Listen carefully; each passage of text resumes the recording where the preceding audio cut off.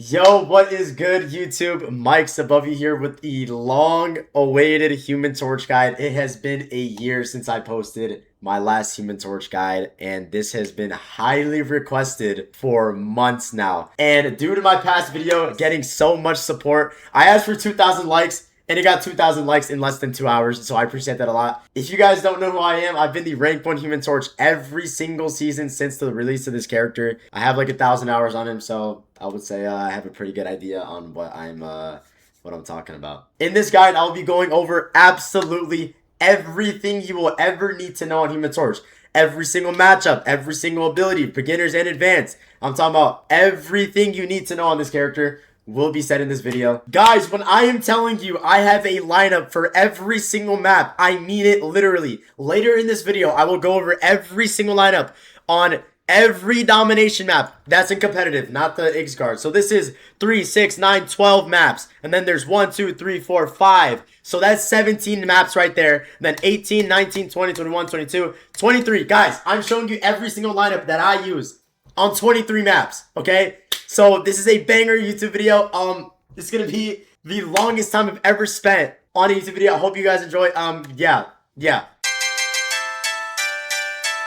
So first off, we are going to be starting off with the settings. My sensitivity on Torch is 4, and my DPI is 1200. I know it's really high, but on Human Torch, you're going to be needing to do a lot of flicks for your pyro prisons and, you know, just shooting people in general. So I would recommend a high sensitivity for Human Torch, but, you know, it's up to you. I have all these off. I don't really know what any of this stuff does. Now we're onto my crosshair. I would recommend you guys actually use a dot. I just think it's better because there's a lot of precise things that you need to do for your lineups on Human Torch, and, you know, messing it up by 1 pixel can cost you a lot. So I think a dot is best for that. And everything else is actually default except for my melee, which is on my mouse button 4, which is for the melee tech, which I'll talk to you guys about later. One of the biggest problems that people have with my settings is actually my descent is on left control, which a lot of people have really hard time doing.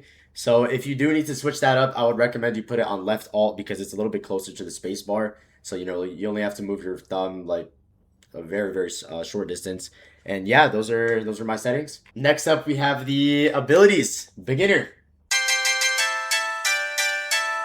Now onto his abilities. Again, guys, this is the beginner part. This is so vanilla. I'm not getting into anything technical. That is in the next part of this video. I'm just going to tell you guys flat out what everything in his kit does. First off, his left click is a shotgun. It's very hard to hit, but if you do hit a shot, it does a lot of damage, as you can see. His right click is a little bomb, and if you connect these bombs with your E, you can actually make it a little prison that does AoE damage inside of it. Anytime somebody walks in or out, they take damage. His shift ability is a completely reworked version of his kit. This was never in the game until this season. It is a little dash that goes 15 meters.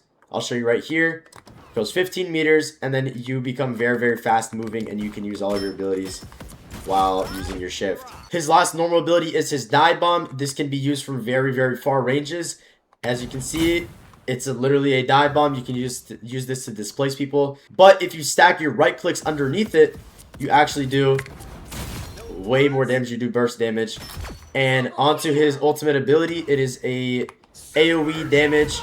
Then you can throw tornadoes on the ground and use all your normal abilities while you're using it. That's the very basic way of explaining his kit. Now we are going to be going over the very technical side of his kit. The biggest tip I could actually say for Human Torch's left click is to always aim a little bit in front of the enemy that you're trying to shoot, because he does have a projectile, and if you aim exactly where their head is, they're just going to end up right behind them, and you're not actually going to deal as much damage as you want. You're going to miss everything. So again, just aim a little bit in front of their head, and you will hit every single shot. I can also confidently say that he has the hardest aim in the whole entire game, just because of how erratic some people can move and how small some hitboxes are, like Luna or Invis. Yeah, you definitely have to be very careful about always trying to aim for their head, because you get really lucky if you even get one nice headshot off, because it's realistically never happening. Now here's an example of his left click being really weird with hitboxes. As you can see, my crosshair is literally on his head, and I'm not shooting him. But if I aim a little bit to the right, I will shoot him. It's really weird. It's really, really weird to aim with his left click. I mean, like, look at this, dude. It's really... What the heck? But basically, I'm just trying to let you guys know that it's really, really hard to aim on Human Torch. And it's not something that should be taken light for. Something you guys also have to know about Human Torch is that he doesn't have a reload like Punisher or Bucky. He reloads his bullets after you don't use your left click for a certain amount of time. As you can see, they just pop up instantly. Now onto his right click. His right click, as I showed you guys before, is mainly used to set up your pyro prisons. But instead of actually just mainly using for pyro prisons, always mix in your right clicks with your left clicks. Meaning, instead of just holding down your left click all the time, what you want to do is actually mix in your right clicks. The reason why is because your right clicks actually set up for your dive bombs. That's the biggest thing. Your right clicks are always going to be used for your dive bombs. Also, with your right clicks, you don't always have to throw them onto the ground directly to make them appear on the ground. What you can actually do is if you throw it at an enemy, it'll spawn right underneath them. As you can see, it goes right underneath them. I don't actually have to aim it at the ground. So that's something you should keep in the back of your mind. If you shoot your right click at a shield or anything like a wall, it won't go on the ground. So you have to either hit somebody or put it on the ground. Now that I explained both of these things, a lot of people have an issue with actually just holding left click down and they have no bullets. So they're kind of just stuck here just doing nothing. What you're going to want to do in this meantime is you want to right click and then melee. So right click melee and look at that. All back immediately. And if you keep that cadence and you keep that uptime. Ready? 1, 2, 3, 4, 5. Right click melee. You get all 6 of them back. That is something you should be doing permanently. You always have to be doing this to keep your uptime higher instead of just sitting in the air doing absolutely nothing. Right click melee. And then, you know, more bullets equals more kills. Now on to his power prisons. The biggest problem I see is people always, and I mean this literally, always try and make the biggest possible power prison. Although this is not entirely wrong, this is just not the most efficient thing you can do in a lot of situations. What you have to realize is you get the most burst damage out of your power prison when somebody walks in or out of your power prison. Now look at this bot right here. Look at the bot. Look at how much burst damage he takes here. He gets that big chunk of damage, right? But that can only be applied to them one singular time. They can't go in and out and then take 2 times the burst damage. They can only take it 1 time. What this creates is more one-shot potential. So if you have a really small box, and they walk into it, they're going to take the burst damage from your dive bomb and the power prison at the exact same time. Also, something that people don't realize is if you connect a box through an obstacle, it won't actually deal the damage over time. As you can see, they're going to walk through it. They're going to take that burst damage, but they're not going to take any damage over time. So you got to keep that in mind to always create your boxes in a area that is connected, not through an obstacle. Ready? Look, AoE damage because it's not connected through a wall. Also with your power prisons, they don't go up any elevated surfaces, especially stairs, but there is some situations where they can. It's really, really weird, but they 100% cannot go upstairs. I'll put 1, 2 here. As you can see, it's not even letting me press the power prison button. If I do it now, these 2 will turn into a power prison, but the top one and the bottom one won't connect. Something else with your power prison is that once you connect them using your E, all of their lives get changed to 6 seconds. What I mean by this is they all stay up for the next 6 seconds. You see, all of these are going to disappear at the exact same time. I'm going to show you again. That one is first down. 3, 4. I'm going to pop it right now. Let's cook some more. And then they will all disappear at the same time. But an extra 6 seconds gets added on to every single one of their durations. But there's actually some really, really niche times to where if you want to go for a one-shot, you can actually connect it like through an obstacle. Even though you don't get that the AoE overtime damage, you actually elongate the thing for 6 seconds on whatever, like wherever you want to put them. Let's say you could put one right here. You could put one maybe even on this doorway, and this doorway. Even though you're not going to get that overtime damage, you're going to get the burst damage from the wall, and you're going to get the elongation of your right clicks. So you can go for one shots and you get that burst damage from them walking in and out. An extremely niche tech that I'm not even trolling, I've never seen anybody talk about, is that when you're actually connecting your power prisons, let's say I have one right here, and then I put one on top like this somewhere so they actually can't connect. This one gets elongated by 6 seconds as well as the power prison. So you can actually create some cool little creative ideas with this, meaning, let's say this is Hell's Heaven, right? And you put your right click up here, then you create a triangle, and you know that there's somebody up here as well. If you press E, this one literally gets elongated by 6 seconds. So your normal right click plus 6 seconds can create for a lot of like secret one-shots that somebody wouldn't be expecting, like a Hela or a Phoenix. I'll show you another example. Let's say there's a Hela up here and you only put one right there, and then you're trying to create a power prison on the normal point as well. Press E, 6 extra seconds. Like, that is so insane. And you could just stack another one and go for a one shot. Also, with this power prison, it really matters where you put your right clicks down originally, because let's say you want to go for a one shot or you want to go for a dive bomb. Since these get elongated for 6 seconds, you can put a lot of right clicks in one spot at one time, so it can create for some like unexpected one shots onto the enemy. Like, if you elongate that, you get that extra damage from the burst, and you get the dive bomb damage at the same time. You also got to keep in mind that wherever you put your power prison, the enemies might not even walk into it. So you can get a little bit creative with your power prisons in a way that to wherever you put it, people on the enemy team aren't going to walk into it. So basically, you're buying all of this space for your team to walk into, and you basically, one power prison can shift the whole entire basis of a fight, because you're forcing the enemy team not to walk into it while you're helping your team walk into that space at the same time. But of course, if the enemies play in the power prison, I just showed you how you can basically finish them off. Now we are onto his dash. His dash goes in any direction, by the way. And the biggest thing about his dash is that it reloads all your bullets. I know it might not sound that crazy because, again, I showed you how to do the right click in the melee to reload your bullets as well. But this is so unbelievably good because it is instantaneous. Meaning, if you're shooting someone just like normally and then you use your dash, you can immediately start shooting and you get this speed boost as well. But you have to watch out though. When you use your dash ability, it stops the cooldown from regenerating. I definitely think it's really dumb that every time you dash, it just completely it doesn't reload. So you got to be very, very careful of when you're using this. The only times I would ever recommend you use this is if you're trying to get a kill and you don't have any bullets and you don't have like a right click to do the right click melee and shoot them. Or if you're trying to dodge somebody, like let's say there's a Wolverine trying to jump up and grab you, you could just dash out of the way and then, you know, just spray him down. But you have to be very careful though. When you use your left click, you can immediately dash. But if you use your right click, there is a little like 1 second duration where you can't actually use your shift. I'll use my right click now, spam shift. And as you can see, there's like a 1 second little time frame where I can't use my dash. So you got to be very careful of that. That can mess you up a lot. Like let's say you're trying to set up a power prison and someone's trying to dive you right now. You're not going to be able to immediately because there's a little time frame where you can't.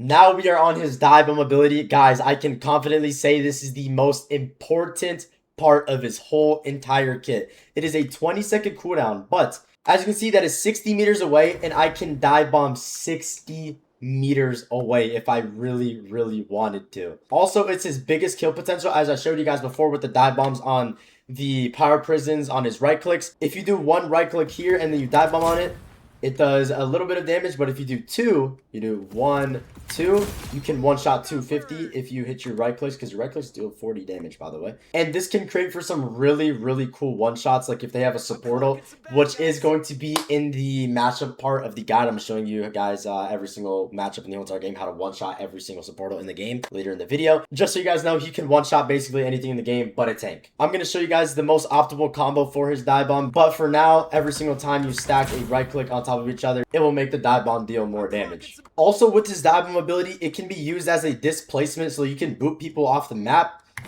As you can see, they just fly off the map. And what this also means is that, let's say somebody on the enemy team is trying to run away from your own team, right? He's running back away, but your team is all here. What you can do is you can dive bomb right in front of them and then push them back into your team.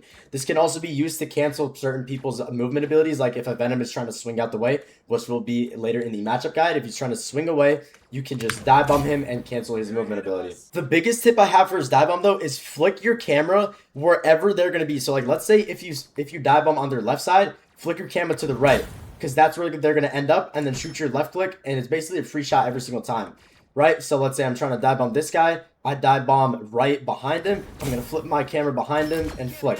Now I'll show you what it looks like in real time.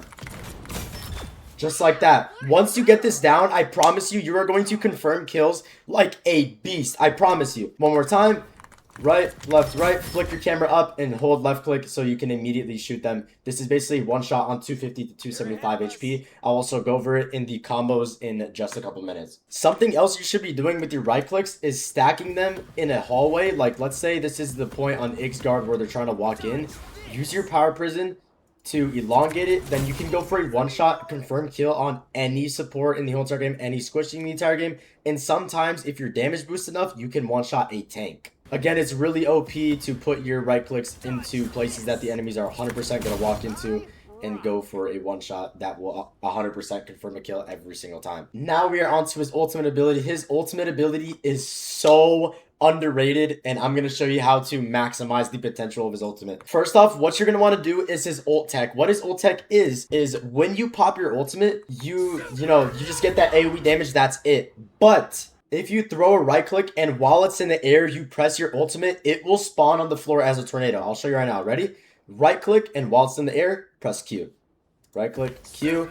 It turns into a tornado before the ult even starts. Also, when you use your ultimate ability, it refreshes both of your dashes. As you can see, I use my dash, I press Q, and both of my dashes get reset. So with that in mind, the most optimal way to use your ultimate ability is after you use your dash, once it hits 2 seconds left on your boost, is when you press Q. The reason why is because it takes 2 seconds for your ultimate to do like the whole supernova thing. So in a game, you should pop your dash, shoot them for a little bit. Once it's 2 seconds, you pop your ult.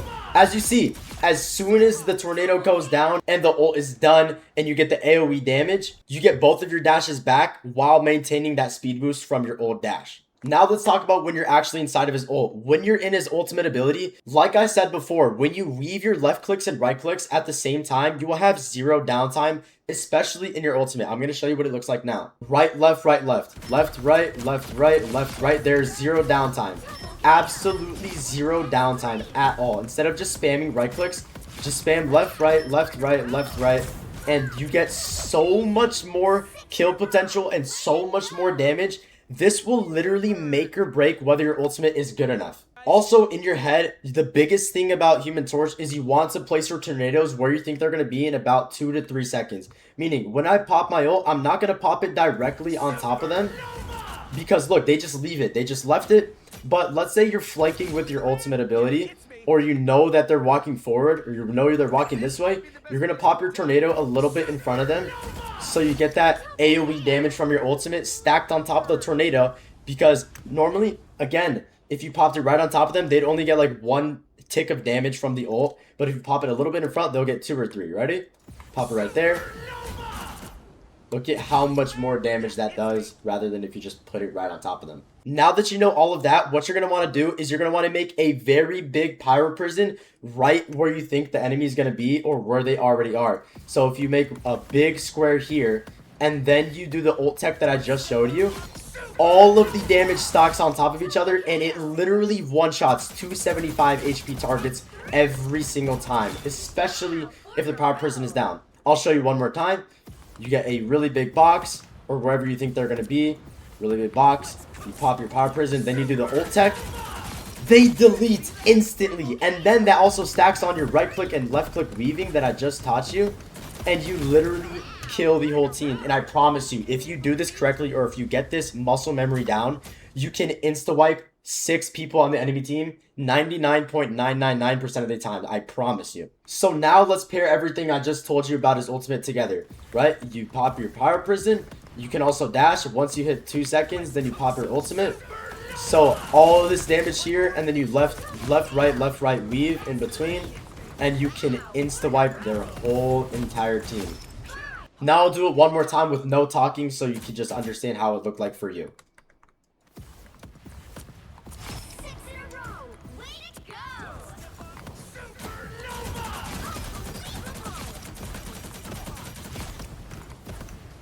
Insta-wipe.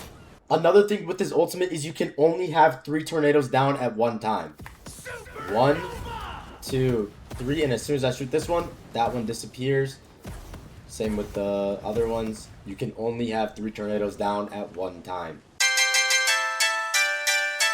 Now we are on to the combo part of this guide. First off is going to be the bread and butter. What the bread and butter is right click, right click, and then slam. This one shots all 250 HP people or squishies, and you should always flick up your camera where they're gonna be after your dive bomb, like I showed you guys earlier in the video, and hold left click down. And what it looks like in slow motion is right, left, right, slam. And of course, it's always good to hold left click and flick your camera up. I'll show you what it looks like at full speed now. Right, right, slam. Right, right, slam, hold left click, right, slam, hold left click, right, slam, hold left click. It's always good to hold left click just in case you like miss one of your abilities, just like that. I missed my first dive bomb, or my first right click, so holding left click at the very end actually ends up finishing Luna. You should be spamming the bread and butter like your life depends on it. You will insta-kill a squishy every single time. Right, dive bomb. Right, dive bomb, hold left click. Right, dive bomb, hold left click. I promise you, once you start efficiently doing this, you will insta-win games because of how fast you can kill a squishy and how unreactable it is. Next up is going to be the combo I showed you with Human Torch's ultimate, which is just a pyro prison and then popping your ult. This one shots all squishies in the whole entire game. It's pretty simple, but once you get this down, this will also just confirm an insane amount of kills on squishies. Also, another combo you should be doing is creating a pyro prison where you think they're going to be in a second, and then dive bombing them inside of the pyro prison. Why this is good is because you get the damage from your dive bomb, and then you push them inside of your pyro prison, which gets that burst damage from going inside, and then also gets the AoE damage that you would normally get from a pyro prison. So to summarize it, is right, dive bomb, pyro prison, and then pop your ult with the ult tech. And then if you have a pyro prison down, bump them into it to get that burst damage from your pyro prison. Onto his playstyles. He has 3 main playstyles that you should always be using depending on what the enemy team comp has. Number 1 is front to back. Number 2 is flanking. And number 3 is peel torch. Front to back torch just means you're playing main and just setting up power prisons and basically just controlling the whole entire battlefield while of course just playing front to back and using your shift to basically just get to different repositionings and looking for that one maybe dive bomb in there and just getting out, but always just playing front to back. Again, it's in the name. There's 3 times you should be playing front to back on Human Torch. Number 1 is when you have 3 tanks. Number 2 is when you have triple support with an Ultron, because you know, if you're a solo DPS and you're basically leaving your team without a DPS front to back, the enemy team can just walk forward without even doing anything. They don't have any pressure. And number 3 is when your teammates are playing dive characters, so you have to provide that frontline pressure in order for their dive to actually work. Again, all you're doing is just sitting main and applying pressure, making flame fields where you think they're going to be, and using your dashes to reposition, and maybe sometimes even using your dive bomb to get out of there. But the main focus is to apply pressure on the front line. Next up is flanking Human Torch. It's in the name. You're just going to want to flank the whole entire game and save your dashes to do the bread and butter. And what this is, you can get really close. A thing that people don't know is you can't hear Human Torch when he's not using his shift ability. So you can get really, really close and then do the bread and butter, right? You can do right, left, right, get out, and then dash out. And you can kind of just be like a little hidden Black Panther, but in the air. You can also set up flame fields behind them from cover, and then once you set up a flame field behind them, you can kind of go in and go for a little one shot and then get out with another one of your dashes. The only time you should be using this playstyle is when your team has so much frontline pressure, like your other DPS is a Punisher, you have like a Groot and a Magneto, you know, you don't really have any backline pressure. That's where you come in and you go for these one shots on their squishies. You can kind of play like a Spider-Man to where you sacrifice your life to get a kill on their supports or like a DPS. Just make sure to always have your dive bomb when you're engaging, or else you're just gonna get fried. You should also consistently be putting right clicks in their backline because they stay up for so long and they apply so much pressure to the healers, and they allow you to go for the one shots with the dive bombs on the elongated right click ability. And for the final playstyle, it is actually peeling Human Torch. It's in the name. Surprisingly, Human Torch is actually one of the best peeling characters I've ever played, and I've played like every peeling character game. I can play Bucky, Namor, etc. But Human Torch is so good because if they have melee characters, instead of doing an offensive Pyro Prison, all you have to do is put it on your backline, and if they walk into your thing like a Daredevil, he's going to take the overtime damage, and he's going to take the damage from walking in and out of your Power Prison. Basically, this whole entire Power Prison around you or your supports is extremely good because it forces them to get out of there like the enemies. You can also use your ultimate defensively. For example, if they have a Daredevil and he popped his ultimate, you just have to tell your healers to play inside of your tornadoes, and I promise you, they will not get killed, especially if you have a Power Prison stacked on top of them as well. The only time you should be doing Peel Torch is if they are running a full dive comp like a Daredevil, Spider-Man, Venom, and Captain America. This is the only time you should ever be going to play as a peeling Human Torch. Now we are going to do some gameplay analysis versus pros. This guy is Tanuki, this person is Energy, and this person is sypeh. All tier 1 pros. This whole entire lobby is pros. I went 24-4. I lost my MVP in the very last second of the game. My camera is going to be turned off for this portion of the video as well, so you guys can see the whole entire screen, everything that's going on. And I'm going to be going over all my decision making and the reason why I did a lot of things I did. And let's just get straight into it. Full one above all lobby. Typically, when you're on Torch, you just gotta ban what your team wants to ban. But when you're first starting out playing Human Torch, you should definitely ban Phoenix, Elsa, or just anybody that gives your team a hard time, especially Daredevil. I love banning Daredevil, but fortunately, they ban Daredevil. Alright, so let's start off at the very beginning. Again, I apologize if I am not that good at commentating because I really never do this, especially, just in general. Alright, so first off here, I start off with a small triangle just to get this extra damage on point. The reason why I only did a triangle is because there's not really a square you can do here. I should have started off with a square here, 1, 2, 3, and 4, but unfortunately I was kind of lollygagging because, I was streaming, just doing whatever. But yeah, I did a triangle there to get that extra damage on the enemies. I'm just trying to mark out any angles where I think they would be going. Playing front to back here, just farming my ult charge off of their Groot. But the enemy team told me that there was somebody flanking, so I immediately went for the bread and butter, as you guys see. Left, right, dive bomb, and then I do the AoE with my right click. This is a really good hallway. You should be looking for your,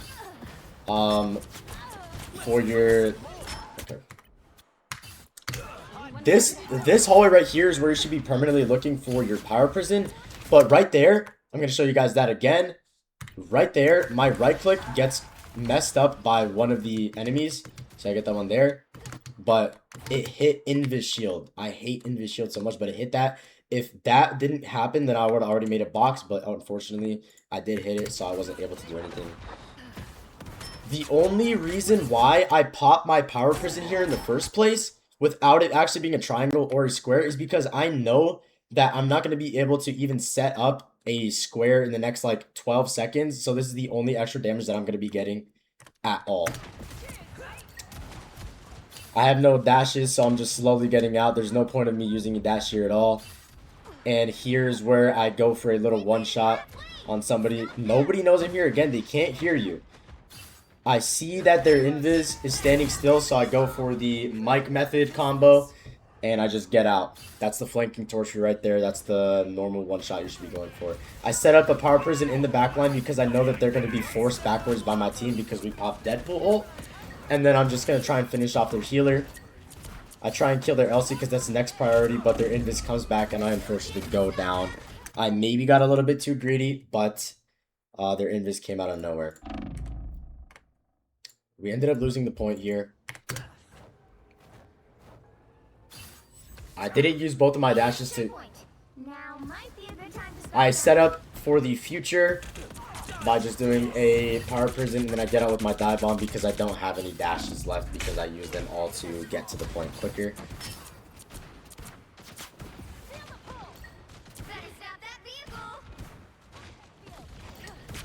Just shooting main, I don't really have any abilities, so shooting main is the only thing I can do here. We get ulted, die. Absolutely nothing you could do there. I don't have enough abilities, and it was kind of a great brutal by the enemy team. I get out of spawn by using my dash. I know their BP is going to come from the height here, so I set up a prison around the whole entire main entrance. I see the BP, and as a BP player, I know he's going to dive in. So I set up with that right click right there. And if he goes in, then I can easily just get him out of there. The reason why I dive bomb to the left side here is because I need to get in a better position, because I know my backline is like they're stuck in the back right because of their Black Panther. So I had to get in position next to a health pack or an area I could kind of just shift around and shoot people without any heals from my healers. I see that their BP actually doesn't have a dash, so I dive in and I press him because, to be honest, Black Panther doesn't do that much versus a Human Torch. I have my ultimate ability. I go for a Pyro Prison around the main pillar, and then I might be looking for an ult here. Yep, here's where I pop my ult. And then the fact that I get an invis ult out just for my ult is already good enough, so I just need to play my life here, nothing else. BP is diving in, looking for a cancel on his dash. Unfortunately, I don't get the dive bomb on him, but I get a very, very nice flick. And also my dive bomb pushed him back a little bit, so this could have actually been one of the reasons why he messed up his dash on my team. You see here, he got pushed back and his dash went that way, and then I got a nice little flick on him as well. Using my dash to reload my bullets. Just shooting main. Using my dash to get closer to the kills and confirm them. Yeah. Just kind of creating some normal pressure. I don't have any of my abilities, so I'm gonna set up for the future again with my Power Prison. I don't really want to waste the dash here for no reason. Unfortunately, things like this happen a lot, to where my right click gets blocked by a random thing that I can't control. So the fact that I missed it, I still have to use my E, because it's kind of like psychological warfare with the enemy team, to where if they always see a Power Prison from Human Torch, they get out of there. And I also have to set it up because I have, number one, no right clicks, and I'm getting the damage from them walking in and out of my Power Prison. So you just have to use it there, because you know you're not going to be able to get a nice good one for a while. I know that my team is getting dope, so this is where Peel Human Torch comes in. I use all my abilities to get close to VP because I know he doesn't have his dash. He actually did have his dash, but fortunately I got enough damage on him in time. Just waiting here because I don't have my dash. Waiting for my dive bomb ability. Nothing else I can really do here. I see that their invis is by herself, so I go for a little one shot. Unfortunately, I do it too slow, but my cap ends up diving her with me. I use my dash to get out. I'm kind of stuck in their back line, but I know it's a BP and their BP doesn't have anything, so that's okay. I'm also stuck with no abilities, so the only thing I can do is just pray that they don't actually shoot me and I get killed by my team. Fortunately, I do. I have a dash left over. I know their Magneto's low, so I'll go for that finishing dive bomb on him. I know their BP is hiding around that corner, so I pressure him out of there. I'm going to probably set up another Power Prison there. It's a really good Power Prison placement to get all that damage on the enemy team and farm my ultimate and create some kill pressure. That Captain America almost died because of the Power Prison I set up. I know there's a BP here, so I go for a dive bomb, because most of the time you can cancel BPs, dash with your dive bomb. Just sitting main and looking for some normal one shots. I set up this triangle here. Again, it's not even that good of a lineup, but the fact that there's a triangle here is just psychological warfare on the enemy team, and it kind of marks out this little pillar that people would normally play like a hit scan, like their Elsa. I have one dash left. I'm probably going to look for another Power Prison here. Yeah, I looked for another Power Prison here. My Captain America did ult. Yeah, and then I set up a Power Prison. I think I go for my ult. Yep. That's the one combo that I told you guys to do earlier, is to always set up a Power Prison and then ult. Unfortunately, I get no kills with it, but the fact that I did this bought so much time for my team to survive, right? So as you can see here, I know we're actually down a Luna, and I know we're down a Black Cat. So when I pop my ultimate here, look at what their team does. Their whole entire team turns around, right? Even though my Luna's dead, they all have to peel, right? So there's 3-4 of them in their backline just because I popped my ult. I buy infinite time for my team, and the cart doesn't get far at all because of one ultimate. That's one of those ultimates where it doesn't really get shown on the stats, but it gets shown in the objective time. I use my dash to get out of my spawn. I was telling my chat where I knew their BP would probably die from. I set up a defensive lineup here.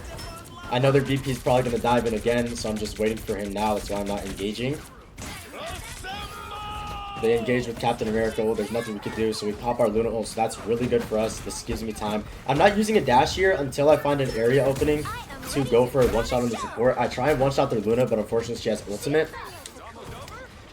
I'm going to set up a little mini power prison here just to get this extra damage, maybe. Yep, it elongates my right... It elongates the right click right here, as I told you guys before.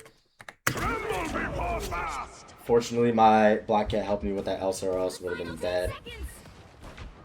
I'm going to look for a one-shot on one of their supports, or just anybody who seems low. Their mag seems pretty low, so I get that dive on him, and we secure the point.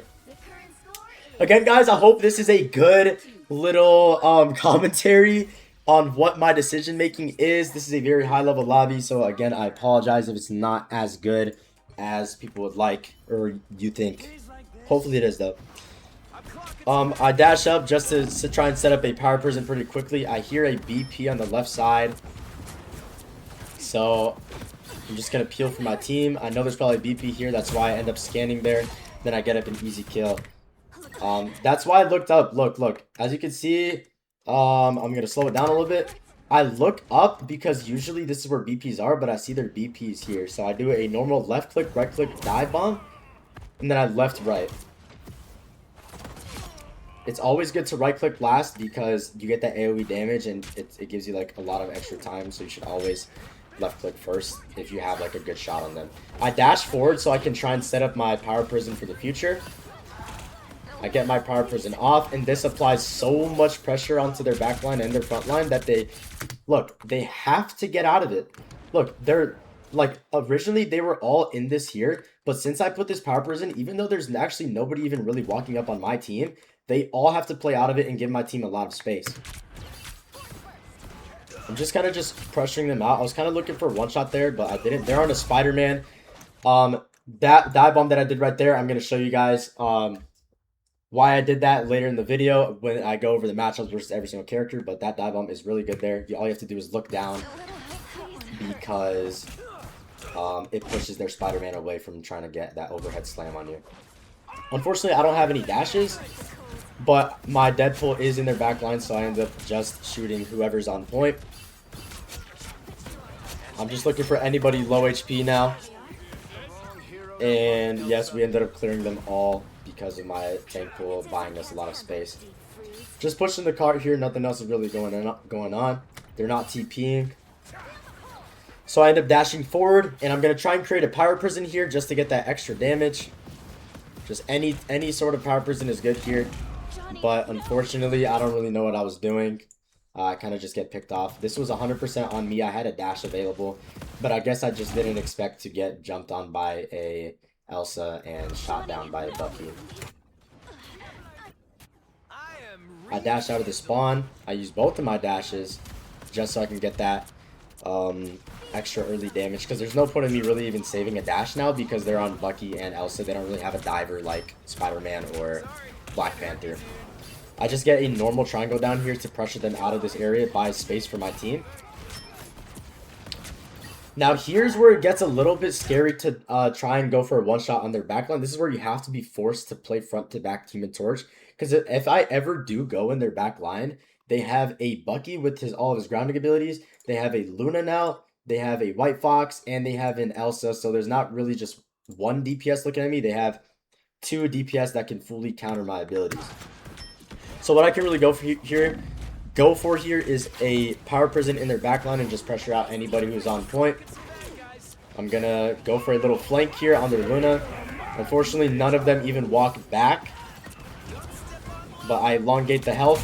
Look, that's what I was talking about earlier, to where the whole point of me pressing E here was to elongate these right clicks right here. If I never pressed E, these all would have just disappeared, but the fact that I pressed E, it made for a one-shot. And then I can just pressure out their Luna. Their Luna pops ult. So I just gotta get out here, play my life. Nothing else I could really do. We pop Invis ult. Their Hulk pops ult. So you just gotta burn their Hulk. I don't have any abilities, but I see... Okay, so I hear my Black Cat actually uses her ult. And since my Black Cat uses my ult, it gives me an opportunity to actually use my ult offensively because it helps confirm my Black Cat's kills. So one thing I should have done before is definitely pop my shift because I had it in cooldown. I probably just forgot. I pop my ult to get that tornado in their backline. Then I take a little off angle to help confirm any kills my Black Cat's applying onto their back line. I went a little bit too far here, but I end up killing their... Okay. No. My Captain America actually ends up popping his ultimate ability too, so I dive into him and I get that kill on their Luna on sypeh. The only reason why I did that was because my Captain America was ulting, so it just gives me that freedom of going in without really having a care in the world. It's basically another support ult. My Black Cat's going crazy. It's Tanuki. I'm going to set up a little square around this area here because usually this is where people walk into. Again, setting up for the future. I end up hearing them TPing, but I'm still going to pop my Power Prison in case like a healer or DPS tries walking in here. Unfortunately, they don't. So I don't have a Power Prison to put around their TP. What I'm doing here is I'm trying to force all of them to look back at me, right? So I'm not really... I dodged that thing from Wolverine, but when I'm here, look. Their Strange is looking at me. Their Hulk and Wolverine is looking at me. Their White Fox is looking at me. All because I'm here. And the reason why I'm doing this as well is because I have my dive bomb ability. So if they get close... Look. Hulk is looking at me. Wolverine, Bucky... And then their Strange went back into TP because he was low. And what this allows is my team to shoot them all because none of them are looking at me. Again, I'm all the way back here forcing all their pressure to be alleviated from my front line. And then, look, I dive bomb out. This is so important. I know that they're going to use their abilities soon. I know that their Hulk is looking at me. I know I'm getting looked at by everybody. So I dive them out of there. And then all this space gets created for my team. And then I set up for a Power Prison. I get that box there. This is one of the boxes that I was setting up for when I was sitting right here. You see, one there. I get one there, get two there, and then I get the rest on the other side when I dive on out. I see their Luna's by herself. Unfortunately, I get frozen, so I just play up in the height. I get grabbed, but fortunately, my Luna saves my life. And now all I have to do is kind of just pressure the point. And I'm going to put a Power Prison here. Anyways, even though it's, of course, not going to get the AoE damage that I want, it's just the fact that this extra burst damage from the Power Prison is even being here. This can allow me to confirm kills. I get grabbed by Wolverine. But I know that their whole entire team is basically dead. I just pressure point. And then we win the game, beating sypeh, Energy, and a couple other pros in their team. Hopefully you guys learned something from that gameplay analysis. We still have more to go over. We still have the matchups and the lineups on every single map. Also, that game was streamed live on Twitch. I stream live on Twitch every single day. I love every single one of you. But yeah, let's get into the matchup guide.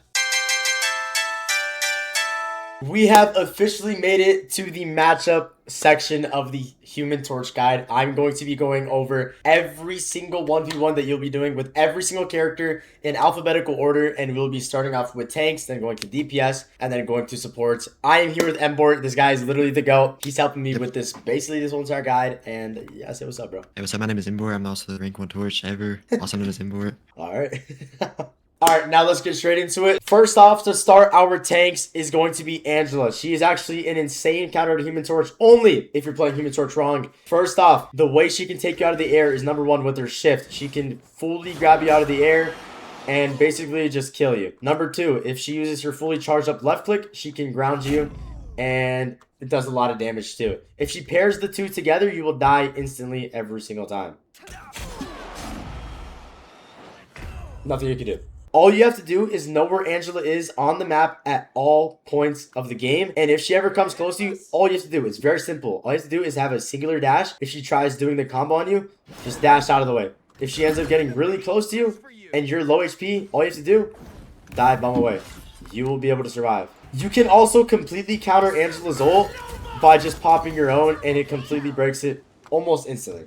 To summarize it, you should always keep a dash if they have an Angela. Know where she is on the map at all times. And number 3, don't be scared of her because you can poke her out. Next up is going to be Captain America. His threat level is a 1 out of 10. He can't really do much. He is a melee tank. But you have to be careful because if a Captain America gets 2 hits on you, then he can start throwing his shield at you. And that is literally the only way he can actually kill you. So what you want to do against a Cap is literally just play in the air. That's it. Just get to a point where he can't hit you and you should be perfectly okay. If a Captain America is hard diving your back line and he uses one of his escape abilities like his F or his right click, you can always push him back into your team or displace him because he only has 2 ways to actually get out. Next up, we have Tank Pool. This character is extremely good into Human Torch. The reason being, if he ever comes close to you with his dashes, he can basically just infinitely dash on you.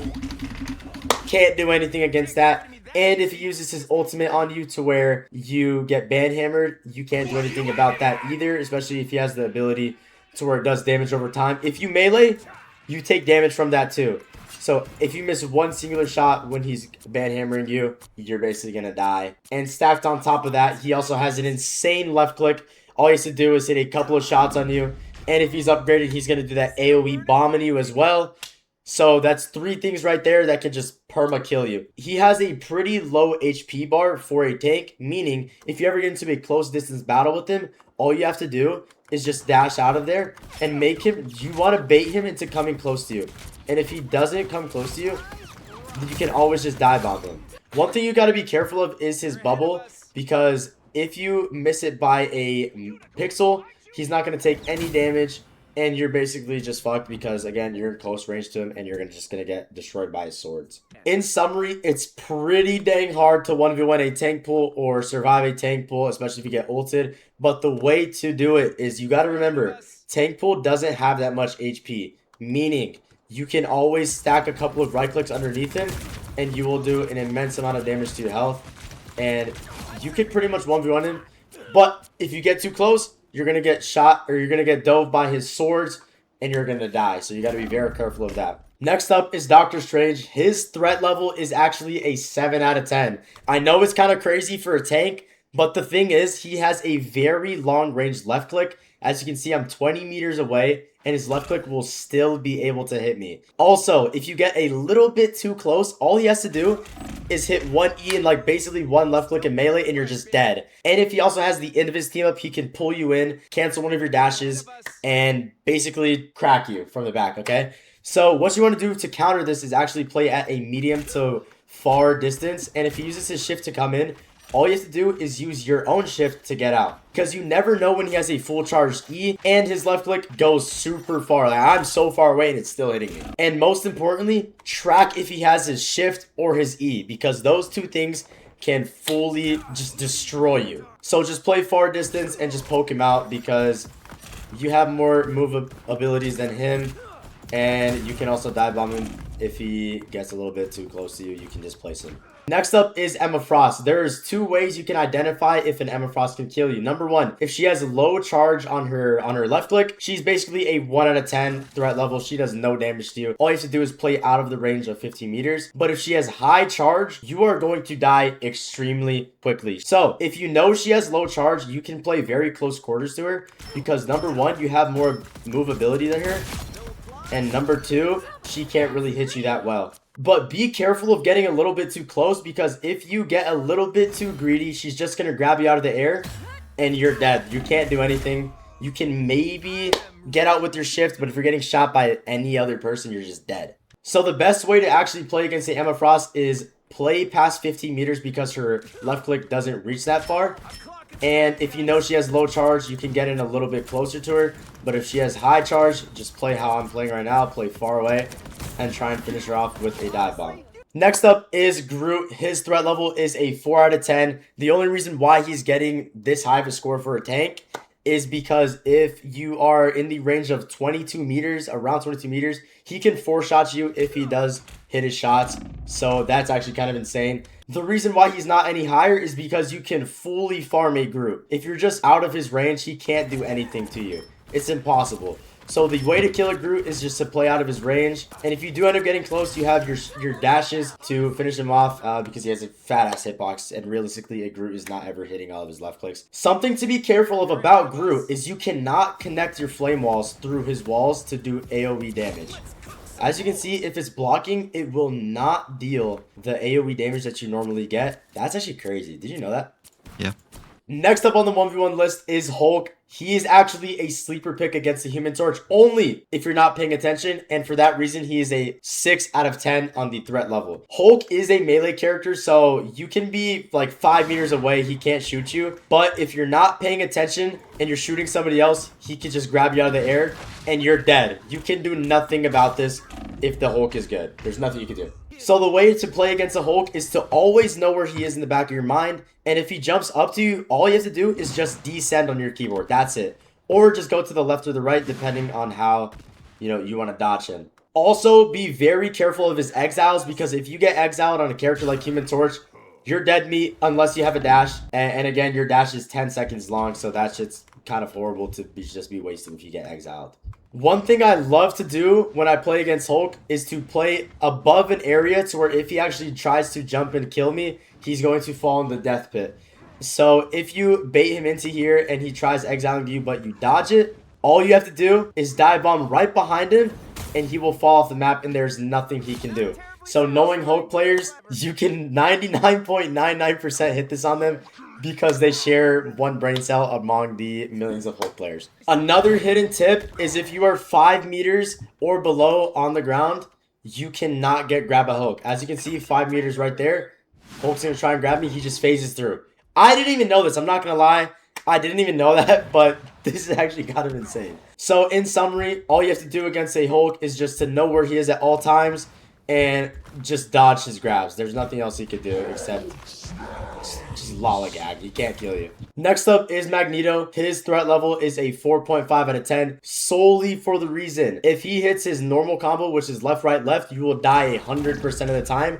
And there's nothing you can do. This is literally the only reason why he's so high. Because a Magneto who can actually hit his shots on you is so scary that you can't do anything. His range on his left click is 28 meters because of the blast range. So you got to be very careful about that. The way to actually deal with a Magneto is you can't really kill him. He shouldn't be your target. But if you actually have to 1v1 him, you have to bait out his bubble. Because if he bubbles while you're slamming, there's basically no point in your slam, and if you're in close range with Magneto, it just gives him a higher % chance to hit his left, right, left. To summarize how to survive a Magneto is to just be very careful of his left, right, left. If you know he has a high charge right click, then be very careful, and if you get too close, you're gonna die. Left, right, left just instantly kills you. So just try and play your distance with a Magneto, and don't really worry about him. Just, again, be careful of his left, right, left. Yo boys, Editor Mike here. I forgot to include that Magneto's ult can also eat up your right clicks from your ultimate, like when you're throwing down your tornadoes with your ult. So just keep that in mind as well. Next up on our list is Penny Parker. She is a 2 out of 10. She stands no threat to you at all. But the only way she can actually do something against you is her right click, which is a like half a second stun. It does nothing to you. And her left click, she's basically never ever gonna hit a left click on you in the first place. And she has such a big hitbox that you could easily 1v1 her exactly how I just showed you. The reason why Penny is horrible into Human Torch is because all you have to do on Human Torch is literally just put one right click on her mines and she can't destroy it. She can't bring it back how Penny's normally would. So all you have to do is put a right click on her mines and easily left click it out. The biggest thing is to always break her mines, and you will always win in 1v1 with a Penny if you're on full HP because you have more movement and big hitbox. Next up on the list is Rogue. She is a 4 out of 10. The reason why she's a 4 out of 10 is because even though she's a melee character, she has 3 different abilities that can actually take you out of the sky or completely displace you and cancel your dash. 1, she has a close range grab. 2 is she can kick you out of the air with her, I don't know what ability this is, but she can kick you out of the air. And 3 is she has, I think, her shift where it brings you in, deals damage over time, and brings you closer to her. So the way to play against a Rogue is to, number 1, play a little bit out of her melee range because, again, she is a melee character. Number 2, to always have these abilities in your mind. Meaning, if you know she has her shift that brings you in close to her, play a little bit out of it. And if she does end up popping her shift, all you have to do is just shift out of it. Again, just shoot her from distance. If she comes close, use your dash to get out. And if she goes to the ground, you can dive bomb her and go for the normal combo of right click, left click, right click, slam.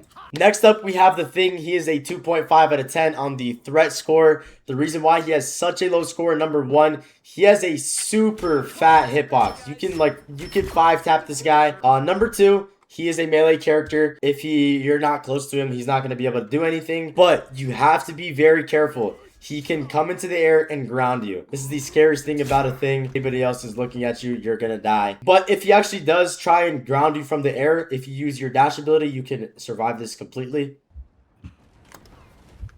Just like that. So to summarize it, just play your distance, and if he ever tries to shoot you out of the air, just dash away, and you can just finish him off with a normal combo. Next up is Thor. This is the hardest tank to play into as a Human Torch. He is easily a 9 out of 10 on the score. The reason why is if you are playing in the air, all he has to do is use his 2-second ability, which is his shift, and he gets up to your exact height. And he also puts this little grounding ability on you, and if you ever get out of it, you get grounded. It's kind of insane. This character is a hard counter to flyers. So the best way to counter him, if he ever comes up to you and puts an E on you, all you have to do is play inside of the little bubble. The other way to play against him is to play your distance. You always have to know where a Thor is on the map. If he ever gets close to you, I promise you, you are dying every single time. Like, it's so serious. You also got to be careful of his F ability because it goes infinite. To summarize it, just play your distance. If he ever bubbles you, just super dash out of it. But if he ever comes close to you, all you have to do is dive bomb him away and then dash out. Venom is literally a 0 out of 10. This character does nothing to you. He does nothing. You're not a priority for him. Again, he's a 0 out of 10. He does nothing to you. The only way to actually deal with a Venom is just to peel for your team. You can, of course, easily poke him out. He can't do anything if you're from a distance. But let's say he does dive your team and he has his swing to get out. All you have to do is, if you know he's swinging, just dive bomb him, and it cancels it completely. And that's all you can do against a Venom. That's literally it.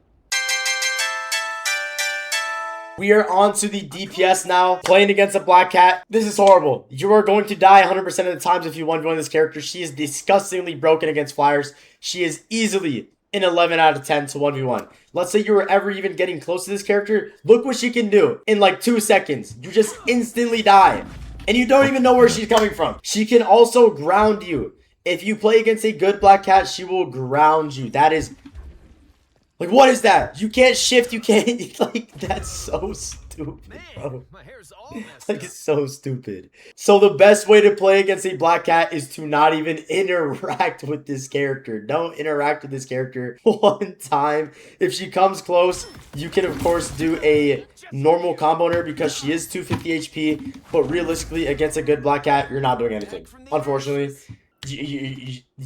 you're fucked. Editor Mike here. I forgot to say you can still dash away from a Black Cat, but honestly, it's not doing that much. You're still going to get hunted down by her, so I didn't even bother to include it. So, yeah. Playing against a Black Panther, I would say he's a 3 out of 10 on the scale because the only way he can actually kill you if he lands a crazy spear on you or he uses his E to do the omnidirectional dash. It's the only way he can kill you. Other than that, you can easily dodge it because if he does try and go for a killing you after he spears or uses his E, all you have to do is just dash out of the way. That's it. If he also tries to dash on your back line, all you have to do is dash on him when he's dashing in and it fully cancels his dash and he's going to have to wait 10 seconds.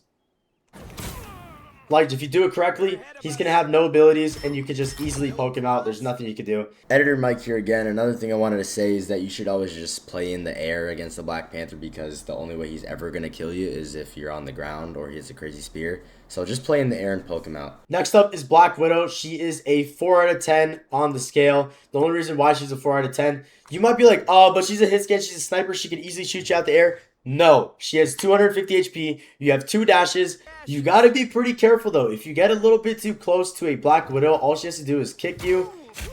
shoot you, you're just dead like that. So all you really have to do is play out of her stun range, and you could easily kill her. If she is a really good aim, all you have to do is dive on her. Again, 250 HP. So to summarize it up, just play around her stun. You can play around your dashes, and you can easily one-shot her just like that. Now we are on to the Thanos overpowered S tier best character in the whole entire game, Blade. Blade is actually surprisingly high on the scale because he is a 5 out of 10. The reason why he's a 5 out of 10 is because if he hits his dash on you, he can completely ground you. This is really insane. He can also completely cancel your dash, as I'll show you right now. And I use the dash. Like, that's insane. You also got to be very careful of Blade's gun because it does surprisingly a lot of damage if landed correctly.